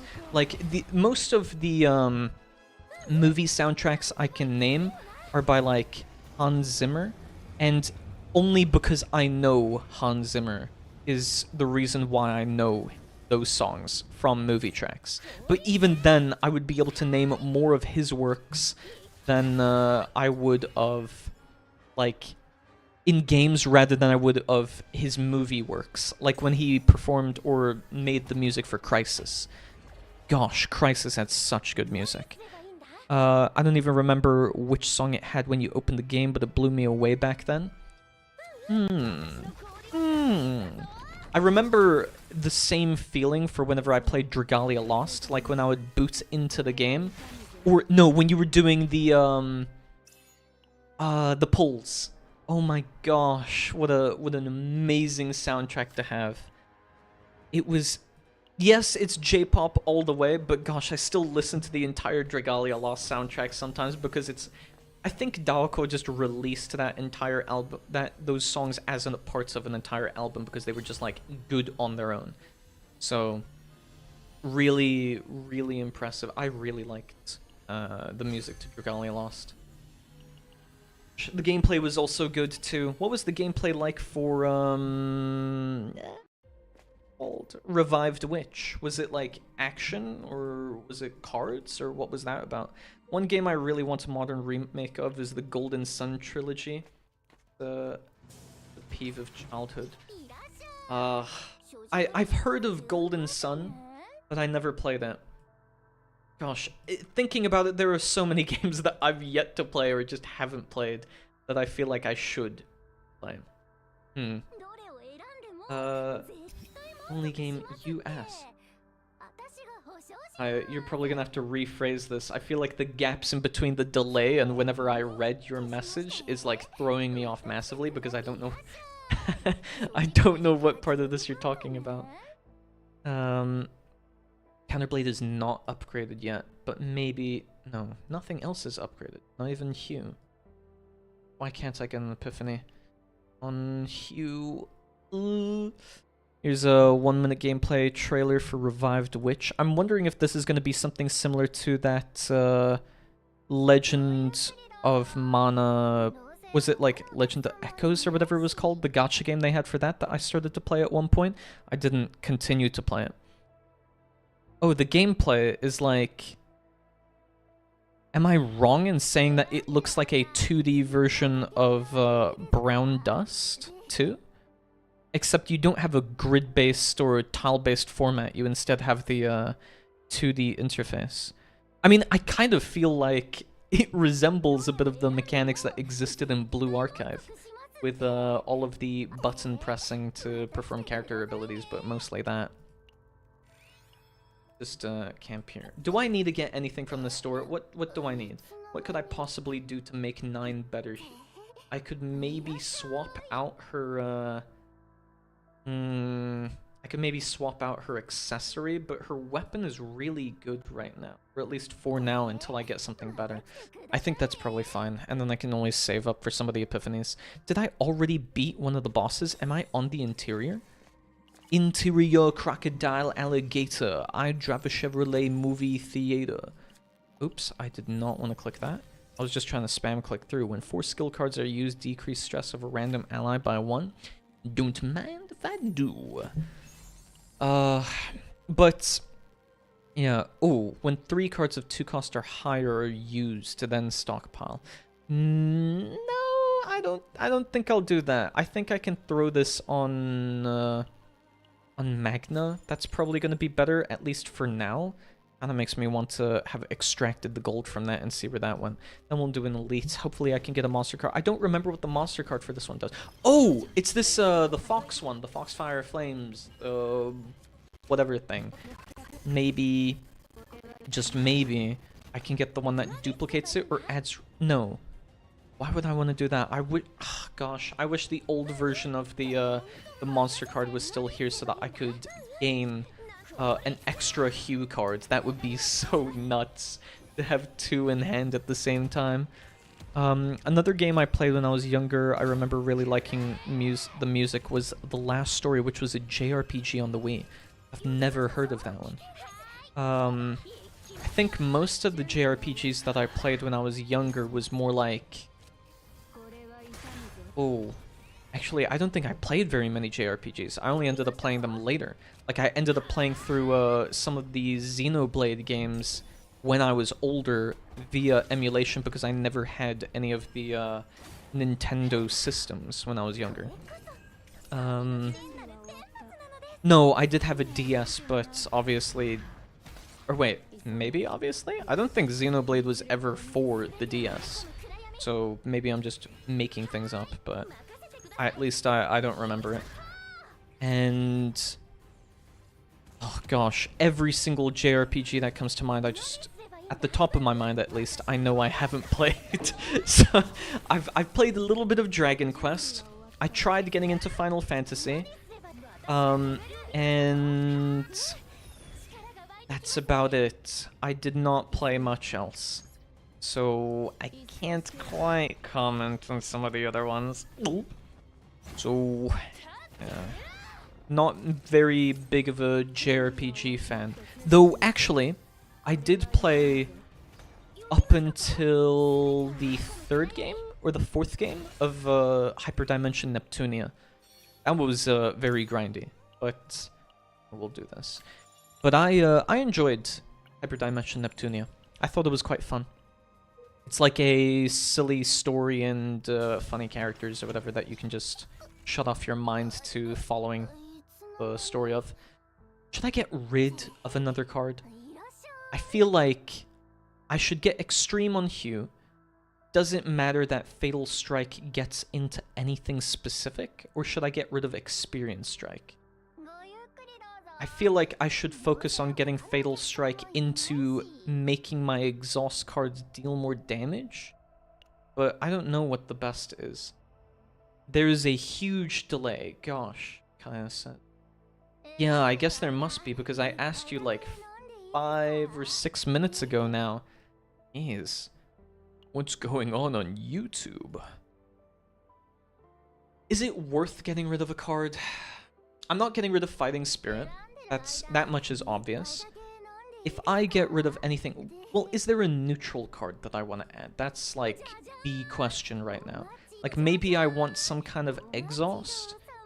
Repent is not something I'm really looking for. Torch of Wrath could be good if I'm just trying to activate Hugh. But I kind of want a bunch of copies of Fighting Spirits, and then I can just use that. So... maybe it's fine. Maybe it's fine to have Experience Strike and Fatal Strike. I'll see what they epiphany into. But let's remove a couple of cards first, I think. Let's get rid of... Is Resonating Darkness worth getting rid of just so that I have less to epiphany? I think so. I think so. Because I don't have a lot of void cards, and even if I get something into that, yeah, okay. And then we'll rest. Outskirts. Okay, I've still got one more floor to go. That's not bad. That's not bad. Well, 22 gigabyte download for Nikkei. Let's go. I hope you enjoy it. And if anything, I hope you enjoy the music. Cosmograph is so good at making music. It's nuts. Like, the whole soundtrack of Nikkei, I would recommend. And it's very seldom that I recommend the entire soundtrack. The only time I would ever recommend an entire soundtrack is maybe, like, Nier. Both Nier Automata and, like, Replicant or Gestalt. And... maybe the Drakengard games as well. Oh, speaking of JRPGs, yeah, the Drakengard games are also really good. Really like those. So, oh gosh, what is it worth going for? Is it worth doing this one? Yeah, I think... Okay, well, for morale now, it doesn't really help. While we're on music again, there's a main theme for Last Story if you're interested. Yeah, I'll give it a listen to. Oh gosh, this art feels very reminiscent of Final Fantasy. At least, whenever I think of... Oh! Now I remember yet another JRPG I played. Ys, or Wise. Wise Origins, and those games. Those ones I really liked as well. Very good game series. Gosh, I really love the shopkeeper's noises she makes. Yeah, the shopkeeper's super cute. I agree 100%, Kaya. I don't know. It would be kind of cute if you could just, like, poke her or something and she makes a noise. I just think she has such a cute voice. The VA did a really good job. Okay, how am I gonna save myself? I think I'm gonna use you here. Ooh, can I... maybe I use recycling into hue. Yeah, there we go. I get the chills when the flute starts playing immediately. When I think of it, Etrian Odyssey also has a really good soundtrack. I really like the rearrange to Etrian Odyssey. So many good boss themes that I think are well worth listening to. Let's do another recycling here. And we'll go into Glacial, and we'll do Ice Wall. And I think maybe we can get this guy via counters. Encounter! Hopefully. Okay. And it's so Jover for him. Okay, next hit. Next hit, he's Jover. It's so Jover for him. Oh my gosh. Now to just duplicate one of 9's cards. Latent Epiphany. What's this gonna be? Increase this card's damage by 30%. An exalt. Yeah, okay, that's a good one. More damage. Thank you very much. Then we'll do... Oh gosh. Yeah, we'll do Fighting Spirit. I think just getting Hue off as many times as possible is probably for the best. Ooh, we could do Critical Chance. Yeah, I think that's better if I'm going with a DPS build for 9. JRPGs categorically have very good music. 100% agreed. And I know this is maybe a bit blasphemous because it is the biggest JRPG series, but I've never fully played through one of the Final Fantasy games. However, I do have some of their songs downloaded. I've got like some of the albums downloaded simply because, oh my gosh, it is... I really, really love the soundtrack to some of the Final Fantasy games. I mean, it goes without saying that Sephiroth has a really good soundtrack. I only played Final Fantasy VII on the PlayStation 1 back in the day. Real boomer things, right? I don't know. I tried playing some of the older ones, and I even watched the movies when those came out, like way long ago. But besides that, I haven't really, rather, played most of the Final Fantasy games. So I just have some of the soundtracks downloaded from Final Fantasy XIV, from Final Fantasy 15, 7, a bit of 8 with Squall and everything. I think I've got... the new game is 16, right? The one that's set in the UK. And then there was also... Oh gosh, what was the guy's name? The one that goes Chaos all the time. He complains about Chaos. Jack something. I've got some of his soundtrack downloaded as well from Final Fantasy. There's just, I don't know, whatever they do at Square Enix headquarters to make up their music, man, they do a great job with their OSTs. Okay, we can do a bit of this. I'm not sure if going for extra crit rate, because 6% of extra crit rate really doesn't feel like a whole lot, but maybe it is affecting it more than I'm giving it credit. If I check, now I'm at 57.6 crit rates. I feel like I'm reaching the point of diminishing returns by just having plus 6%. So what do you think about the OST you just listened to from the last story? I liked it. I think it was more calming than I was expecting it to be, because whenever I listen to orchestral soundtracks, the immediate thought that comes to mind is like, oh, it's got to be fantasy, and if it's JRPG, then it has like this really grandiose build-up, like the crescendo that usually comes as a part of all of the wind instruments tuning in or whatever. Of course, I don't know music terminology, so you could 100% just ignore some of what I'm saying, but my main point being that I thought it was going to be like way more, but it was just like a relaxing town theme. It reminds me of like Tales of Symphonia. There's another JRPG series. See, I'm listing more and more JRPG series that I have played because I couldn't think of anything else but the main couple of ones.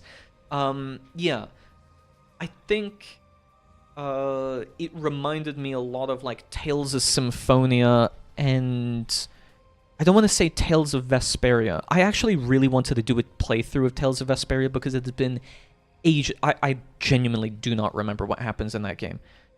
Maybe for the better, because it is kind of cool to forget a game so much that you can go back and play it for the first time again because you forgot everything. Like, I remember maybe one plot point because it feels like it's been 20 years. Wait, let me check. Has it been 20 years? When did Tales of Vesperia come out? Tales of Vesperia came out 2008. Oh, 20, nearly 20 years ago.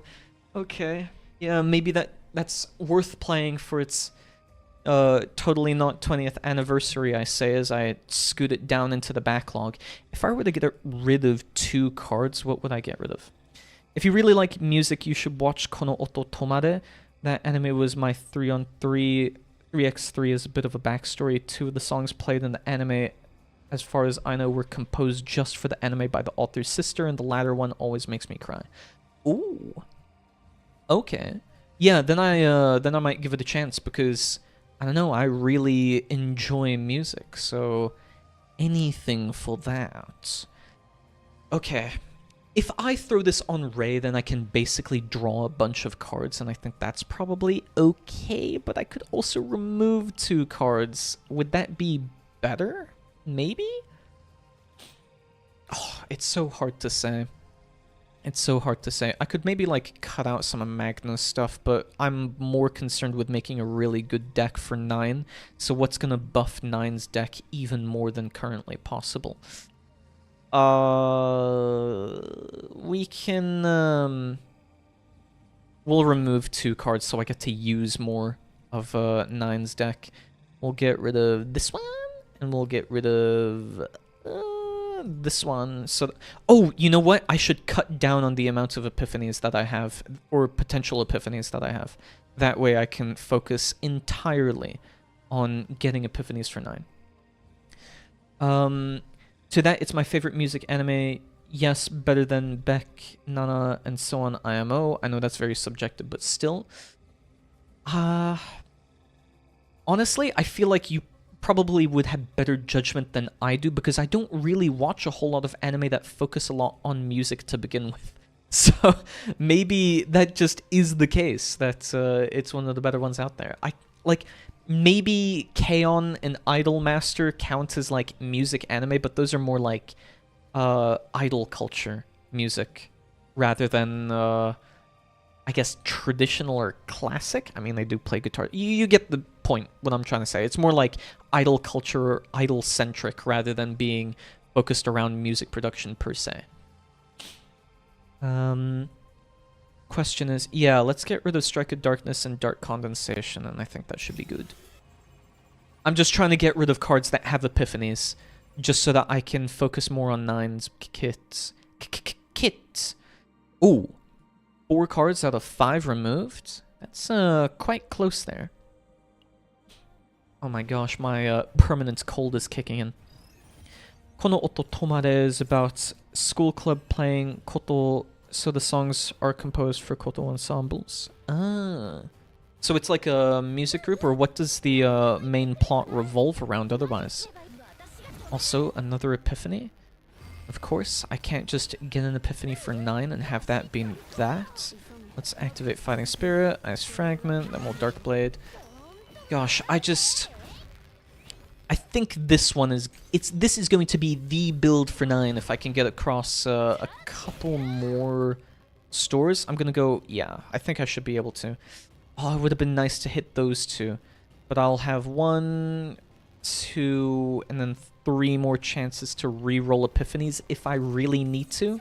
I'm just hoping that I get Extreme and the Activate Hue once per turn epiphanies. Maybe it would be really nice as well if I could get, like, a... oh gosh, let's do this. If I could get... Not an AP. Vulnerable. That's it. I want to get a Divine Epiphany for Vulnerable, either on Hue or something like that. As a first card. That would be really nice. Oh! Well. First card used, and it was a mental break recover. Well. Do I want to do Storm of Bitter Cold? I don't see why not. Yeah, let's do that. And then we build up some shield anyway, because I'm gonna have to use it to try block some of the damage. And then I'm actually gonna heal? Yeah, I'm gonna heal. These, bomb toads, or lamp toads, what are these guys called? Lantern toad, that's it. They're, really tough. Okay. Oh, I've got him though. Bye-bye! So long, King Bowser. There we go. Still no epiphanies for 9, though. Are we serious, right, Meow? The plot about all the club members getting better and winning the national tournament while they all have their drama/lives to work through. Think like all the main cast get their redemption stories while in the club together and working towards winning the nationals. Uh-huh. It's like a School of Rock situation, where they all have their own personal drama, but together they come together as a class.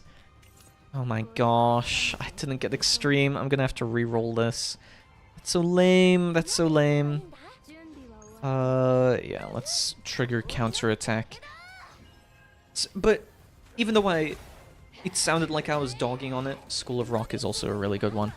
In a sense, maybe it's just because of it being in school that it reminded me of that. Yeah, it's just not as childish and better. I mean, Jack Black makes a lot of good songs, I'm gonna be honest. But yeah, I get what you mean. I think it sounds pretty good though. I'll add it to my infinite backlog, the Infinite Anime Watch Review. And then we'll see how it goes from there. Okay. I mean, while it sucks I got Ironclad, at least it's not terrible. Gonna go now, take care, bye-bye. Also speaking of Jack Black, Chicken Jackie, true. Take care, Sister Brown. Have a wonderful rest of your evening. And hopefully I see you tomorrow with some Devil May Cry 4, if you're joining us then. But, yeah, I think overall Jack Black he's got a pretty good repertoire of, like, songs, of movies, of things that he's been involved in. I've kind of enjoyed most of his stuff that he's put out, so really quite good. Yeah, I'll try. Well, I'm keeping you to your word. I'm gonna take that as a promise. So if you don't show up tomorrow, you're gonna cry. So, you may as well. Oh my gosh, my nose is getting blocked. My my room is so stuffy. I don't want to open the window though because it's so cold. And if I open the window and it becomes cold, my heaters don't heat up the room well enough. Gosh. Oh, stuffy noses suck. Is there anything worse than having like a stuffy nose? Like, your voice feels like it takes a hit. You get a headache because you can't breathe through your nose properly. You get a hoarse throat because you have to breathe through your mouth if your nose is completely blocked off. Also, Kaya says, "Bye, sister." Okay, apparently I still have my old Nikkei account. Well, well, well, then it's just a case of getting back into it. Welcome back, Commander. Okay. And then Frost Shield? No, I don't have to. I can just Ironclad yet again. Bye-bye! Oh, I just want a Divine Epiphany, maybe. And that would be really nice. The Ironclad is pretty good. Not sure if my roster is any good, though. Yeah, but the, coming back rewards are really quite worth it, I think. Like, you get a whole bunch of stuff to catch up yet again. So I would say it's maybe better that you had an old account and you're coming back to it, because then you can actually start now. But I guess the downside would be if you were wanting to read the story, then you kind of need to work on that, right? Like, you need to go back and reread the parts that you missed. I have 4 SSRs. Yeah, not too bad, not too bad. I mean, at some point, at least since I've been playing since day 1, I have, like, nearly every single SSR. I just choose not to roll for some of them at this point. So that's a little bit different. For sure. Oh, can I heal a little bit? No, okay. It'll be fine. It's so Jover for him. We'll put on Magna, because she's not going to do a whole bunch of attacking. I really did think that I was going to get a whole bunch more equipment and like cards and whatnot to throw onto 9, but it feels like the game is taunting me. So increase the damage amount of exhaust cards by 25%. That is the perfect one I could have gotten. That is the best one I could have gone for 9. Then I've got, how many rerolls? Was it 3? I've got 1 camp right here, and then I've got like 2 more. 1 right before the boss, and then, yeah, 1 in between. Okay. So I know immediately I'm going to do meditation. I'm going to get extreme. Watch this. I'm going to get extreme. Okay. We'll do... Is it better to go for vulnerable? I kind of feel like going for vulnerable is better, but maybe... No, because I don't have any exhaust cards, so getting flash doesn't really make sense. Either that, or it's sticking with ironclad, and there I get more shield. But applying 2 vulnerable... But it doesn't upgrade, does it? It doesn't upgrade. Yeah, it doesn't add... Oh, gosh. No, that sucks. Oh, please, then I need to hope that Counterblade actually gives me something good. I really, really, really, really do. Do I want to add something? Maybe? I'm thinking, if I add something to the artifact slot, what would I have? I would want... Leaf of the World Tree, no. Veiled Thorn. If allies do not inflict damage for 1 turn, then on the start of the next turn, increase damage amount by 50% for 1 turn. Ooh. That could be very good. When a 3-cost card or higher is... Okay, we're adding this immediately. That one is way better. And honestly, Veiled Thorn would have been really good as well, but if I'm guaranteed to always be attacking with 9 and it's not a dedicated attacker, that just gets rid of the buff. So at least with this one, it's guaranteed where I can just constantly apply the vulnerability. Then, yeah, I'm gonna save all my stuff for when I eventually go to the store again. And just because the Epiphany reroll is going to cost a lot. Sorry, I'm really thinking of this deck now because I don't want it to suck. I want it to be at least semi-decent, you know? Here we go. We'll do Ironclad. Ooh, nearly got him. And then we'll... I think if we get... Yeah, if we get rid of this one, then I don't take any damage for this turn. Also, the amount of crit damage is nuts. I just want extreme, though. I want extreme. Okay. And Ironclad, we'll go for the highest HP one. Very nice. The crit damage is nuts. It's like actually absurd how much crit damage it deals. And then we'll also put on the vulnerability one. So... Because if I'm... Wait, I'm still... generating... Yeah, okay, 1 heavy blow every other turn. I'm still generating cards that deal double damage on vulnerability, so that works out pretty well for me. And then we activate this. I think that's gonna kill him, though.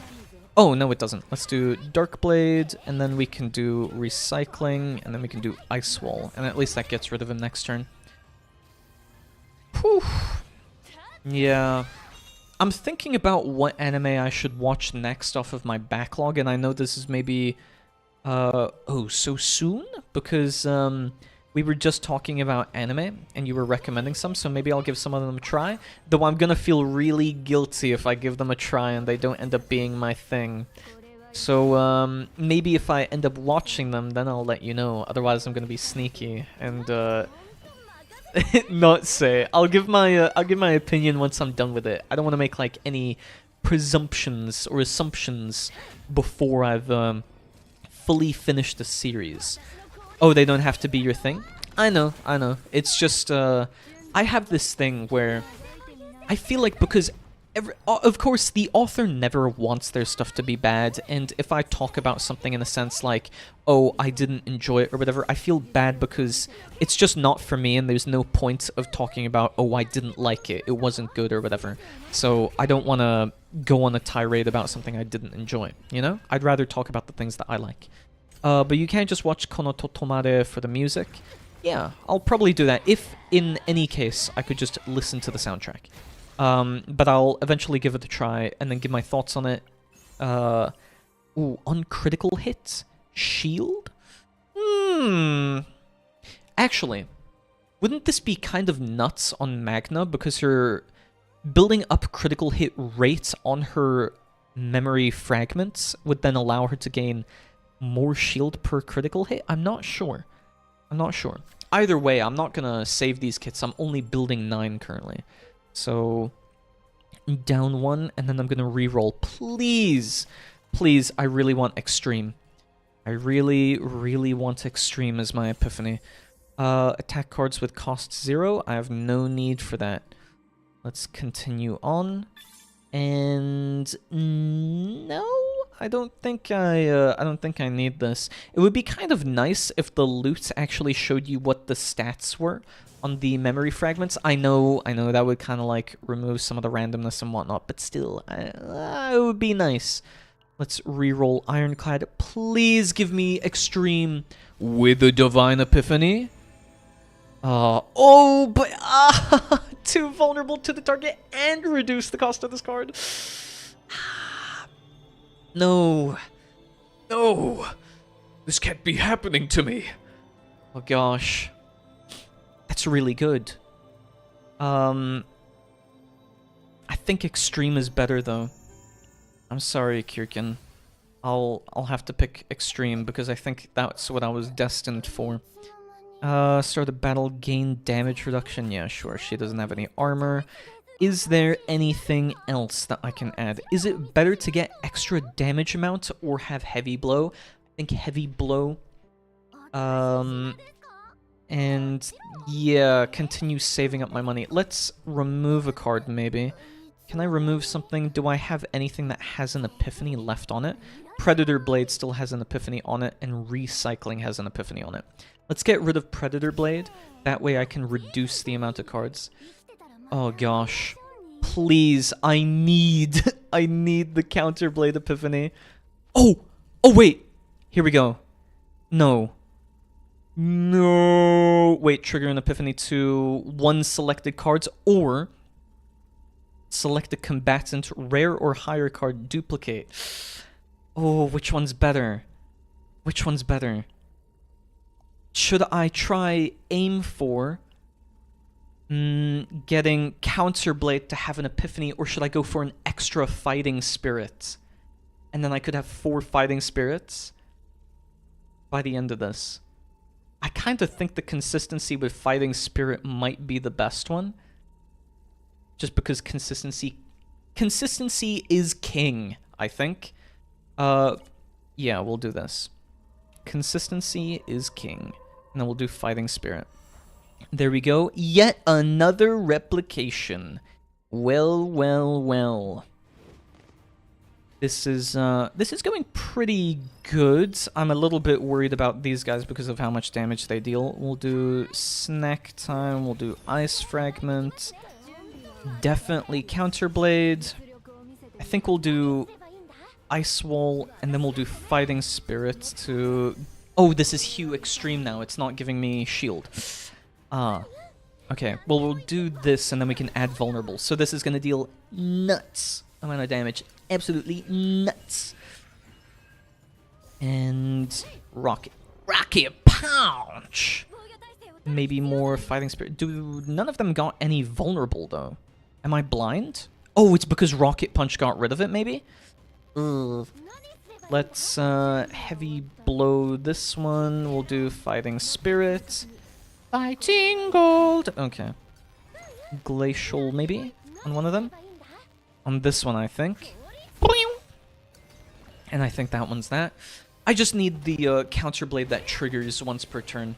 Also, when they added this update, I thought that the Epiphanies, when they said, oh yeah, our epiphanies are going to have names now. I thought that was going to apply to more than just Hugh. Turns out, no. That's not the case. It only applies to Hugh. I wanted names for each of the epiphanies. It would have been so nice to actually know the difference, or to be able to determine or distinguish between each of the cards, but unfortunate. Unfortunate indeed. And... okay, Heavy Blow, Fighting Spirits into Hue Extreme. Very nice. Then we can do... I should have done Fatal Strike first. That would have been better. Then we can do Dark Blade, maybe? Yeah, I think Dark Blade is probably going to be the better one. You know what? Let's use up 2 of this and then add Shield as well. And I think that kind of gets rid of the enemy now. If both of my rocket punches go off... okay, only one, only one of them needed to go off. It's kind of nuts how much damage the rocket punches deal. And yeah, this should be easy. It's just an elite. I don't think I've ever gotten this monster's elite card though, which is okay. Here we go. Counterblade, Epiphany. What's it gonna be? Please be 1.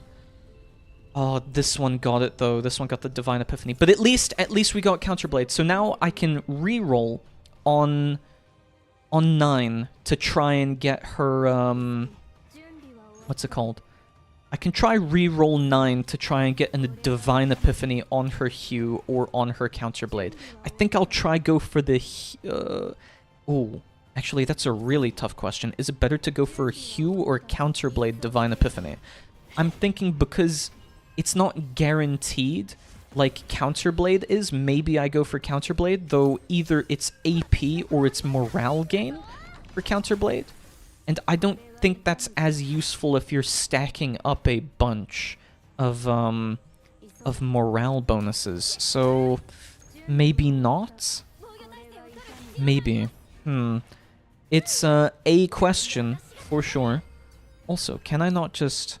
okay, I thought I would be able to decimate him with this one, but I guess not. At least the contamination cards are ephemeral. And I think he's just deaded now. Yeah, Hue activates at the beginning of every turn on Extreme.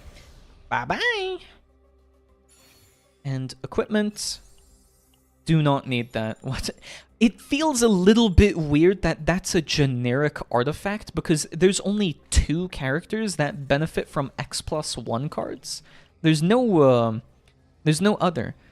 Trigger Epiphany to 1 selected cards. Ah, that would have been nice, but let's go for Legendary Equipment instead. I can't trigger Epiphany on any of 9's other cards, so what do I get? When a card is exhausted, I think I'd rather have the crit rate, honestly. I don't think I need that. Yeah, I'm not worried about having more shield on 9 as is. Question is, can I somehow beat this boss? Or beat this abnormal enemy? I think I can. Can I pull Counterblade as one of my opening cards, please? Heal? Counterblade? No. No Counterblade. Then we'll do... Hue Extreme. Wait, what's this? On hit Synaptic Overdrive plus 30% damage amount. Ooh. Okay. Well, that's not good. I think I'll do Recycling and attack him once more with Hue Extreme. Does it reset? Please say it resets. Sturdiness removed. Synaptic Overdrive is also still there. Okay, Counterblade, then we'll do Fighting Spirit. Gosh, this one's not looking good because of how much HP he has. Maybe I have to take him below a certain threshold. I wish I knew some things about this game, but I don't seem to learn lols. I mean, if you really want to get into it, Kaya, maybe as a first foyer into card games, this would be more your pace. Not quite my tempo. And you can see how you feel about it then. Okay, we'll do 1 counter attack here. Then I can... oh, I don't want to exhaust that one. Maybe. Is it worth using Ray? I genuinely have no idea what I'm doing in Nikke anymore. I mean, there are so many systems that it can be really difficult to keep up with, that's for sure. So I wouldn't be hard on yourself for that. It is definitely a lot of things to consider for that game. Okay, unfortunate I couldn't use 2 of my fighting spirit cards in 1 turn there. That would have been so good. Dose administration. This reminds me of Season 1 with all of the laboratory stuff. Okay. I can... Oh gosh. Okay. Let's do Hugh here. It would have been nice if I got Fighting Spirit, and then we can use Ray here. And now I'm hoping that I can crit with my Hugh. Please crit. No! No, you're joking! You're joking. I thought that would have gotten him. Fine. Use her ego skill. I really don't want to take damage. I'm cut down by like 50 to 60. Wait, how much of my HP was cut down by? Can I check the conditions of the... Oh, what's this? 5. 1 incinerate. What? 600% defense-based damage, 1 incinerate, activate this card. That would have been so good. You know what? Let's just throw it on Ray so that I add it to my collection. What do you mean with the frowny face, Kaya? I'm saying that you should have or could have tried Chaos Zero Nightmare as like your first card game. It's not bad as a first card game because it's got so many like good systems that kind of introduce you to card games as a whole. Let's shuffle this a bit. I'm wondering if I do get rid of Launcher of Ruined Honor whatsoever. Prototype Synthetic. When shield is gained, increased damage amount of the next 1 attack card activated by 20% for 1 turn, 2 times per turn. I don't think that's gonna work out so well. Even though none of my SSRs are good, judging by the tier list, I really like the design of one of them. Which one? Also, again, with like tier lists, you probably don't have to worry about that unless you're getting into PvP or union raids. So you'll probably be fine with it. Let's re-roll Mihara Bonding Chain. She is actually really good as well. I like Mihara. Let's roll the Epiphany on... I think Counterblade is actually higher likelihood of... Okay. No, unfortunate. Kaya says, I don't have the internet for it. Yeah. That is the downside. Unfortunate, sorry. Man, it would be so nice if there was like an offline equivalent. I know Slay the Spire exists, and the second one is coming out, so maybe eventually that as an introduction to card games, or like deck builder roguelikes. But, yeah, requiring internet all the time to play CZN is a little bit of a kerfuffle. Okay, so unfortunate that I didn't get any Divine Epiphanies on Hue and Counterblade, but at least I have stuff. Now, question is, wait, how much of my Faint Memory do I have? If I get 1 more copy, I think that's gonna put me at 140, so I'm kind of not wanting to risk losing my Divine Epiphany, or just losing my Experience Strike. Maybe it's fine as is. Oh gosh. Celestial... Yeah, you know what? Putting Celestial on this one is really good. I really love that they added that. But this is the last one. Is there anything else I need? Do I want to remove some cards? Maybe I can remove some. So I've added that monster card to my collection now. I can get rid of Frozen Fist. Let's just get rid of Frozen Fist. It's not like it's doing much. Yeah, I'm basically at a... I'm basically just a Seijin with a thing for glasses, Gyarus, and emos. You know, wait, have you seen Label? You sound like you would absolutely love Label. She's completely black hair, black/purple hair, glasses, a bit of a downy girl, or downer, I think is the term that they use in Nikkei? I could be wrong. I don't remember. She's just like, woe is me, everything is terrible, that kind of like Tomoko personality. She's cute though. I like Label. Her event was pretty nice. Yeah, seems interesting. Yeah, exactly. Plus, oh, well, actually, I didn't like her event music that much, but it just wasn't for me. Her kit as well is meant to be a direct counter to some of the meta PvP that's going on, but I don't know if it actually achieved that because I don't see her ran anywhere. So maybe it didn't really achieve that whatsoever. Great taste. I know, right? We all love Label here. Tia seems very interesting. Everyone would love Label, says Kaya. Yeah, Tia is actually one of my favorites. I really like Tia. She's very high up on like my my Nikke tier list of characters that I like. So, oh my gosh, I just got first try breakthrough or mental recovery on that card twice in a row. Oh my gosh. Though Hugh is in my graveyard now, which really sucks. Let's do Ice Wall, Dark Blade, and honestly, I'm thinking... No, I'll do it next turn. I'll do it next turn. I wanted to draw a card, is what I was thinking. But because I could get Hugh now, which I did not do... Okay. Oh, I can... Oh, that's how you're meant to do it. You're meant to have Cyborg Automaton on 9, so you can use Fighting Spirit. Aha. Okay, that makes way more sense. Oops, I just used my experience strike. Oop. Okay, I guess I'll just try clearing campaign for now. Yeah, and just enjoy the story. Don't ignore me, smelly VTuber, says Kaya. Oh, delay? Yeah, exactly. What are you saying? What? What is wrong with you? How dare you say this to me? Gosh, the things I have to deal with on a daily basis. Am I right, guys? People going vicious. Okay. And I know that I'm like overshooting how much time I've spent streaming, but it's just this last boss, guys. It's just the last fight. Please, please. It's so close. Oh my gosh, am I gonna lose?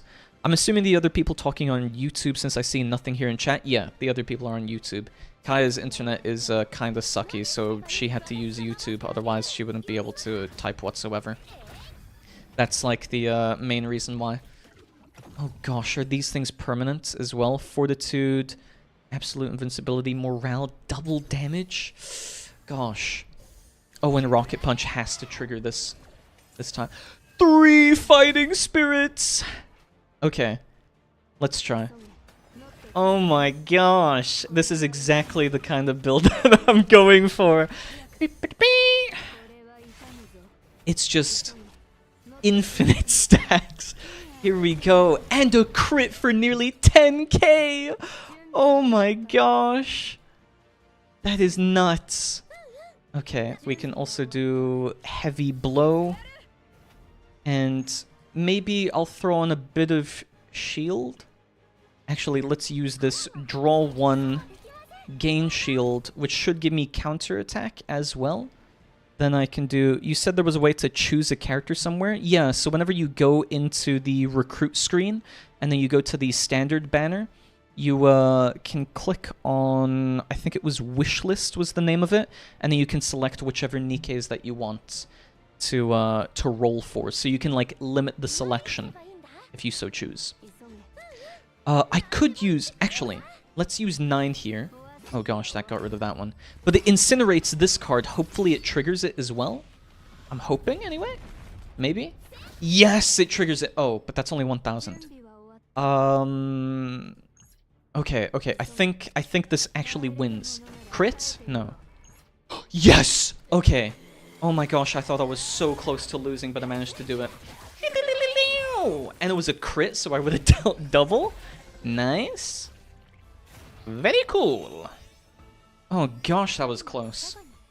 Copy card. Do I go for even more Fighting Spirit? I think I do. Here we go. Fighting Spirit. Replicated. Replicated. Equipment. And then increased damage, decreased damage taken. The other one was on exhaust, right? Yeah, on exhaust gain 30% fixed shield. Honestly, I don't really need that. He's already got Mythic. I'm not going to use Magnus Kit here, so I'm going to take this just for exploration rewards. Then I'm going to use God's Hammer on the weapon. What do I get? When an upgrade card is used, plus 30% damage amount for 1 turn. That kind of sucks. That honestly kind of sucks. Everything, if... Okay. I think the only way to have made this deck better was getting Divine Epiphanies on Hue and Counterblade on the exact Epiphanies that I needed, and to get that that last Reforge God's Hammer or whatever to give me something exhaust related as well. But I think this was absolutely nuts of a deck. Let's go to the Epione Center. Epione! Is it Epione or is it Epione? Epione? Epi just sounds like sleepy, but without the sl. It's pathetic. Counseling is just a hypocritical act where con artists extort money from the weak. Does anyone actually improve through conversation? Words don't change the past. It's far better to just eliminate the source of pain. In the end, it's nothing more than consolation for the weak who lack the ability to fix their own problems. Oop. Why should I do something so pathetic? Explain why she needs the counseling. Oh gosh. She doesn't agree? You can become stronger through counseling. Become stronger? Okay. Wait. No, don't tell me I failed counseling. Please. It's fine. I have nothing more to say. Oh, I was so worried that I was gonna lose the deck there. Gosh, I picked both of the bad options. Jeez. I really don't understand 9. This is probably why I don't mesh with 9's personality much, but let's check. Epion, Epion. Epion, Epion. True. Thanks, Kaya. Oh, what reforge did I get on this? At start of battle. Oh, okay. Then this one. Beep, beep, beep. What is the difference between the blue and the orange hammer? This one is 2. This one is 2. I don't understand. Okay, but this is nuts. As a final deck. Oh, it was only 30 points. I could have gotten one more Divine Epiphany. Would have been nice. But yeah, this looks pretty decent actually. So it's just Counterblade into Hue Extreme, and then just use Fighting Spirit, Oh no! It did get rid of one of my Divine Epiphanies. This one doesn't have plus 30% damage. Oh. Gosh, that sucks. Whatever. At least I've got a lot of, well, how much crit rate? Okay, yeah, so 57.6% is where the crit rate would be at. And then I've nearly maxed everything out. I think I could just go for this for unique cards, and that would increase the damage of Hue even further, if I'm not mistaken. But yeah, for now, pretty decent. But with that being said, that brings us to the end of stream. I know, it's not the end of times. I'll be here tomorrow, and I'm so thankful that you all tuned in. I am working on those shorts, as said, for like the Devil May Cry stream, so if you didn't catch up to them, I'm working on them slowly. So it will be a bit before I've managed to cut down even the first stream into like a couple of minutes, because it's 2 hours. And then, yeah, it's a couple of weeks worth of streams now. But I'm going to try and make a whole bunch of small shorts of my entire DMC3 playthrough. And then I'm going to do the same thing for DMC4. But thank you so much for tuning in. Thank you so much for watching. Thank you for lurking. Thank you for typing. Everything like that. It has been so much fun to be, hopefully, entertaining. But if I wasn't, then yell at me or something like that. Tell me to be funnier next time, and I'll dance like a monkey. There we go. My gesture bit is over. Thank you so much. Have a wonderful rest of your day. Bye-bye. Bye-bye.